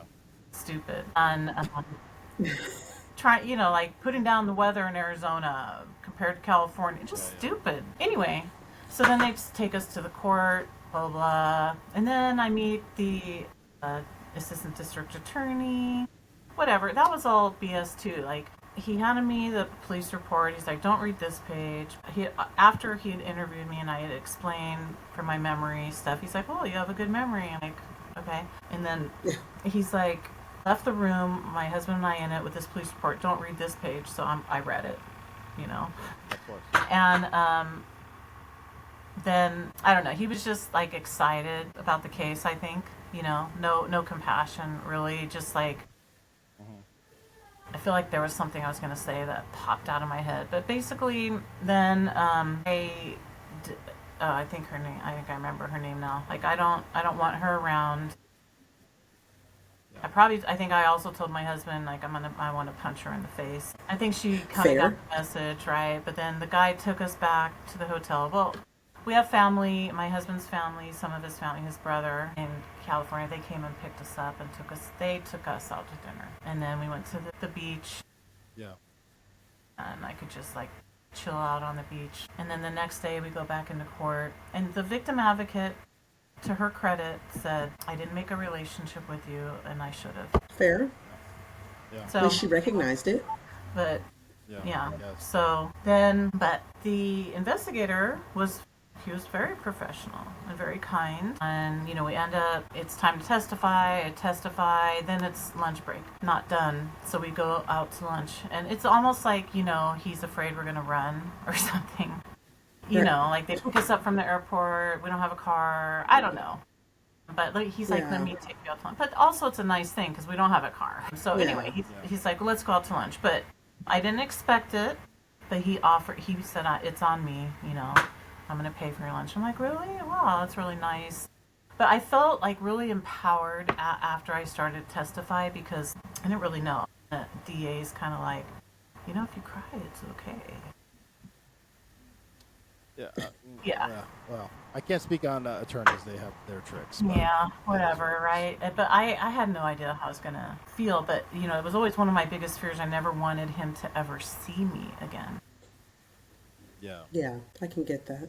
So I go into court and I just sit down in the witness box or whatever. And he's like looking at me. He's like looking at me like, "Hey," kind of like that. And Yeah. I just stared at him. I just completely locked eyes until he looked away. Yeah. And so I felt good about Good. that. And you could see his Yeah. attorney kind of like, "What are you doing?" And anyway, I'm just like telling everything I can think of and whatever. And I felt empowered. The court reporter's like, "Are you okay? Here's some water." The jury's like looking horrified and compassionate. And the judge was kind. Anyway, so we go to lunch, and then the investigator's like, "I'm going to pay for your lunch, and you're doing really great." And I'm like, "Well, sure." And he's like, "Well, you can take me out to lunch sometime, Like we're chatting it up, and everything is like, "Wow, okay." I'm like, "Oh, maybe this is going to be okay." And we Right. go back. I finished my testimony. I felt they cut me off too short, but anyway. And then after that, I was able to watch the next victim's testimony. Mm. Anyway, I learned after the fact they had tried to discredit her. They didn't have any, I don't have a record, so Yeah. they couldn't find anything on me. But anyway, so that all went good. We fly home. I'm like, okay. But on the way back to the airport, I said, Volo said, I don't know who said what first, but I'm like, "We did it." And he's like, "You did it." I said, "No, we did it." Like, "Thank you. This is better than I thought. I feel good." I stared at him, looked him down, and I was able to say all that stuff and watch him squirm, and I felt really supported. And he's like, "Yeah, you know what? You should write a book." Out of the blue, I'm like, "Why? Why do you think that?" And he's like, "Whatever." And then I said, "Well, if I write a book, will you read it?" And he said, "Well, if you sign it, And we're just like talking like Yeah. that. And anyway, so I said, "Hey, can you please just let me know when they go into deliberations? Because I'm going to need to be in a safe place. Yeah. And even if the verdict is what I would like, I'm going to need to be in a safe place for that too. Because everything is like triggering me, and I'm Yeah. So he's like, no problem. I'm going to do that. And so I'm back to work. I don't know. It really went on almost 2 weeks. It was like a long deliberation or other trials. Hmm. I don't know. Maybe it was 2 weeks, a week and a half. But Hmm. I get a call in the middle of my workday from the victim advocate who I don't like and don't have a Right. relationship with. And she Right. tells, she's like, hey, we got a verdict, on my voicemail. And I'm like, I'm in the middle of my workday. Yeah. And it's not the investigator. And they've already been deliberating. I literally could have gone back if I wanted to hear the verdict in court. Nobody told me that. Right. I wanted Yeah. to. I think I, I Yeah, Yeah. for sure. I didn't. I wasn't even given that as an option. We would have driven. We didn't have Yeah. to fly. But so now I'm like triggered again, even though he was found. It's not like guilty. It's true. They're gonna keep him in. Yeah. Yeah. The true bill. Yeah. It's true. He is a high risk sex offender or sexually violent predator, I guess. So I'm happy about that, but I'm completely like triggered. Whatever. I have to go home again. I have to call my boss, who took me back. I told her, look, I'm sorry, you didn't deserve that. I apologize. She's like, it's all right. Yeah. She's a good boss. Great. Anyway, so then I contacted the Well, actually, my boss encouraged me because I said, man, he didn't even tell me. He said he was going to. Yeah. Like why? Once again. Why? Once again. She's like, send him an email or call him or whatever I did. Call, text, voicemail. I said, basically, I wish you would have told me, like you said you would. Yeah. I don't remember how I said it, but it wasn't like FF or anything. And just responded with, don't contact me again. This is the investigator that was very nice to you, took you out to lunch, encouraged you, validated you, said you should write a book, said that he would contact you, Yeah, we're didn't going to go contact out you, to eat again or something. and then you call him to kind of confront him about it. And he goes, "Don't ever call me again." Yeah. That's where I Yeah. said that. So Mo told me that, and I was just like, "That's." I mean, yeah, I don't have any answers for that. I don't have an Yeah. excuse or an answer for that. I can't. I've got nothing. And the time frame on this one, like, it's not like it was. This is something that happened pretty recent, and it was just one of those things. Again, the needs of the victim. I don't mean to sound. It's not hard. Provide information, No. follow through, and show some compassion Yeah. and kindness. And I think with compassion and kindness, even if you make a mistake, that's where the compassion. I'm sorry, I didn't call you. I didn't realize the importance of it. And one of the things that I gleaned from talking to Lisa about this was having an understanding of what is important to victims, because I think it's going to be unique based on each victim. So For ask sure. them, what is it that you need? This, I'm asking you to come out and testify. How can we make this easier for you? What would you need from us? That's easy.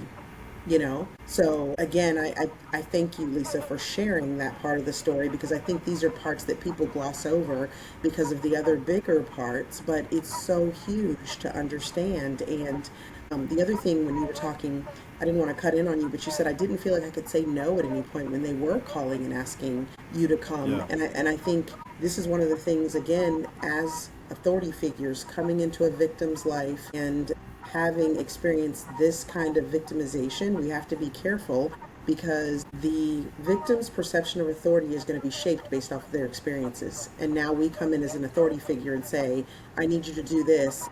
And this is somebody who doesn't know how to say no. And that's not, we have to be very careful with the phraseology of how we say things, and making sure that we do empower the victim to say, if you don't want to do this, it is okay. This case will be okay if you Yeah. don't want to do this, Lisa. Yeah. For sure. And I will say, I feel like I need to just step on this for just a second, but it's paining me to hear your interactions with law enforcement and at the various levels that you did deal with, because I've known plenty of detectives and law enforcement professionals who have dealt with a child who suffered traumatically, whether it be a traumatic car crash or whatever it is. It doesn't have to necessarily be the same story. And they're like, yeah, she calls me every year on the anniversary, and she has done that for the last 30 years, and I always pick up. Yeah. That's how it should be. I'm not saying everyone has to go above and beyond, but there should be some. I mean, we're calling it compassion, but professionalism to me Yeah. comes to mind. Listen, you have stepped into this person's life at a very traumatic moment, and you are that kind of safety net for all intents and purposes when they otherwise don't have one. The hero. right? I mean, you took away the bad guy, and that means something. And not every person who has been victimized wants that or does that or needs that, but the ones that do, what does it actually cost you to just pick up that? You know what I mean? Like, there's no cost, for a few minutes of conversation, whatever it might be. I want to be respectful of your time, and I appreciate everything. I think whether you knew it or not, we've covered the majority of what we're going over, but I want to leave space for your book, change that. And I didn't know, but you explained it in the first part one at hashtag ban pretty baby campaign. Do you mind talking however you wish to choose in that whatever order? All right, well, I'll just start with hashtag ban pretty baby, I didn't know what that was until you told the story. Neither did yeah, I. before I went on. I saw, Brooke Shields is a trigger for me, so, like, Yeah. and I had tried to contact different various talk shows through the years. When I found out I have victim rights, when I researched after 2014, they shouldn't have just been the investigator and the district attorney. It should have been a victim or somebody that I wanted. Nobody could tell me anything about any of my rights. So I contacted Gloria Allred. You know who she is? I did. ACLU, the other one. Nobody, crickets, nothing. Yeah. No response. Because I was like, I'm gonna sue, because I'm like pissed, basically. Yeah. And nobody. Anyway, so I feel like I just got off track from. Anyway, so Brooke Shields, I had tried to like contact her through the years, whatever, because nobody responds or whatever. But I saw her on the cover of People magazine, and I'm like, and I am writing my book, and it's almost done. And that was a re-trigger. And then a client that I don't, talk to my clients about, although some of them do find out or know I have a video out there, but out of the blue said, you should watch this documentary. And I wasn't going to. Her documentary about Pretty Baby, or titled Pretty Baby. And long story short, I thought it was I would have done it differently. I thought it was, some of it was not, whatever, the way I would put it. What I was looking for was for her to say, yeah, that was wrong. That film was wrong. And she never did. And in her People magazine article, she says it was the best film she's ever made. Anyway, so all of that upset me. I got banned from her Instagram because, like, hey, I'm a child victim of, blah blah blah, pretty big. Like, I don't even know if she knows. She's got to know. I don't know. So I'm like, I have to do something, right? I have to put the energy where it belongs. Yeah. And so I'm like, well, I'm starting a petition, which somebody has recently hacked my account. I need to figure out how to unhack it, but I think you can still sign the petition. But yeah, because of the Soft White Underbelly interview, it has a lot of views, way less signatures, but the point is to get the message out, right? And so you can go to change.org, hashtag ban pretty baby, and sign the petition. And at some point, I would love to have a conversation with Brooke Shields. I would love to get Pretty Baby banned. Why is it legal? It's child pornography. Why? We'll talk to the director now. Yeah. See, that's what I want to do. Yeah. Anyway, sorry. I understand what you're saying. But, what was the purpose behind directing a film like that? Well, one of the justifications people use is that it's told the true story. Like, really? The true story is the 12-year-old was so happy with it and didn't affect her. That's not and everything true. was great. And all the prostitutes and everyone was just happy. No. That's not true. That's not true. No. That's not true. So, there's that. So, the more signatures, the better. Advertising works. Right? We need to get a hold of the narrative and let people know what's out there. Pedophiles, and they're like really convicted in what they do. Yeah. The movies they make, the stories they tell. Anyway, so, and yeah, I'm writing a book, my memoir. When I first Can you tell us do you have a title already, Lisa? Because I'm going to title it My Parents Were Pedophiles. After I finished the interview with Mark Leda on Soft White Underbelly, I'm like, well, what do we call it? And he's like, My Parents Were Pedophiles? I said, yeah, my pedophile parents or something. And so I was going to name it, I don't know. It's kind of hard to know what to name it or call the book, like Burning Leaves, I thought about, because there's different metaphors in there for me. But I think I'm going to go with My Parents Were Pedophiles. Okay. And it's my... That's a strong title. Yeah, and it's my memoir. And at first it was like my own journaling to heal. And then, Oh, wow. I would like to validate people like I've been validated in other books, but that took a Hmm. while for me to feel like I could, like to feel good enough Right. Yeah. I could. But, and so I'm just tying in inner child work with it and a therapeutic eye. Like, what should the child Yeah. know about these things? So I'm Got it. almost done, and yeah, that was a Awesome. whole nother healing level of experience too. I thought, For Well, sure. the I'm healed because most days I don't even think about the abuse anymore. right. I don't even feel like it really affects me. And then some days I get triggered. So I was really happy when I saw this interview with Gabor Mate, famous psychiatrist, trauma expert, saying that he still will get triggered. Yeah. Because I wanted Yeah. to find the magic cure that you're going to get all better 100%, but it's not realistic. And I also don't want to take Yeah. away the motivation and desire of people or the belief that you really, really, really can really heal. It's just that Yeah. Yeah. 100% healing in this life, it sets people up maybe to feel like failures. But also, Right. I'm very optimistic that a lot of healing can be done. You can have, like, I mean, I've been suicidal, homicidal, without acting by the grace of God. Because Of I had always course. turned Of to course. prayer. I'm like, I really do believe in following the commandments. So even though I really want to do this thing, the commandments say don't. That's for me. That's how that's what's That's there. your healing journey. So, but yeah, so you can get a lot of healing, but sometimes you do get triggered. So the key is to find what helps you regulate. The more people that you can have a good community with, the better. Have a good Yeah. therapist. If you don't feel like your therapist is a match Yeah. or something, find another one. There's all kinds of good resources like the Crappy Childhood Fairy. She has great YouTube channel and stuff. I could name other therapists I like to follow. Yeah. There's a lot of great information out there. For sure. Can you tell me, Lisa, for anybody who wanted to reach out to you because you have this ability to be candid about everything that you went through, where would they be able to reach you at?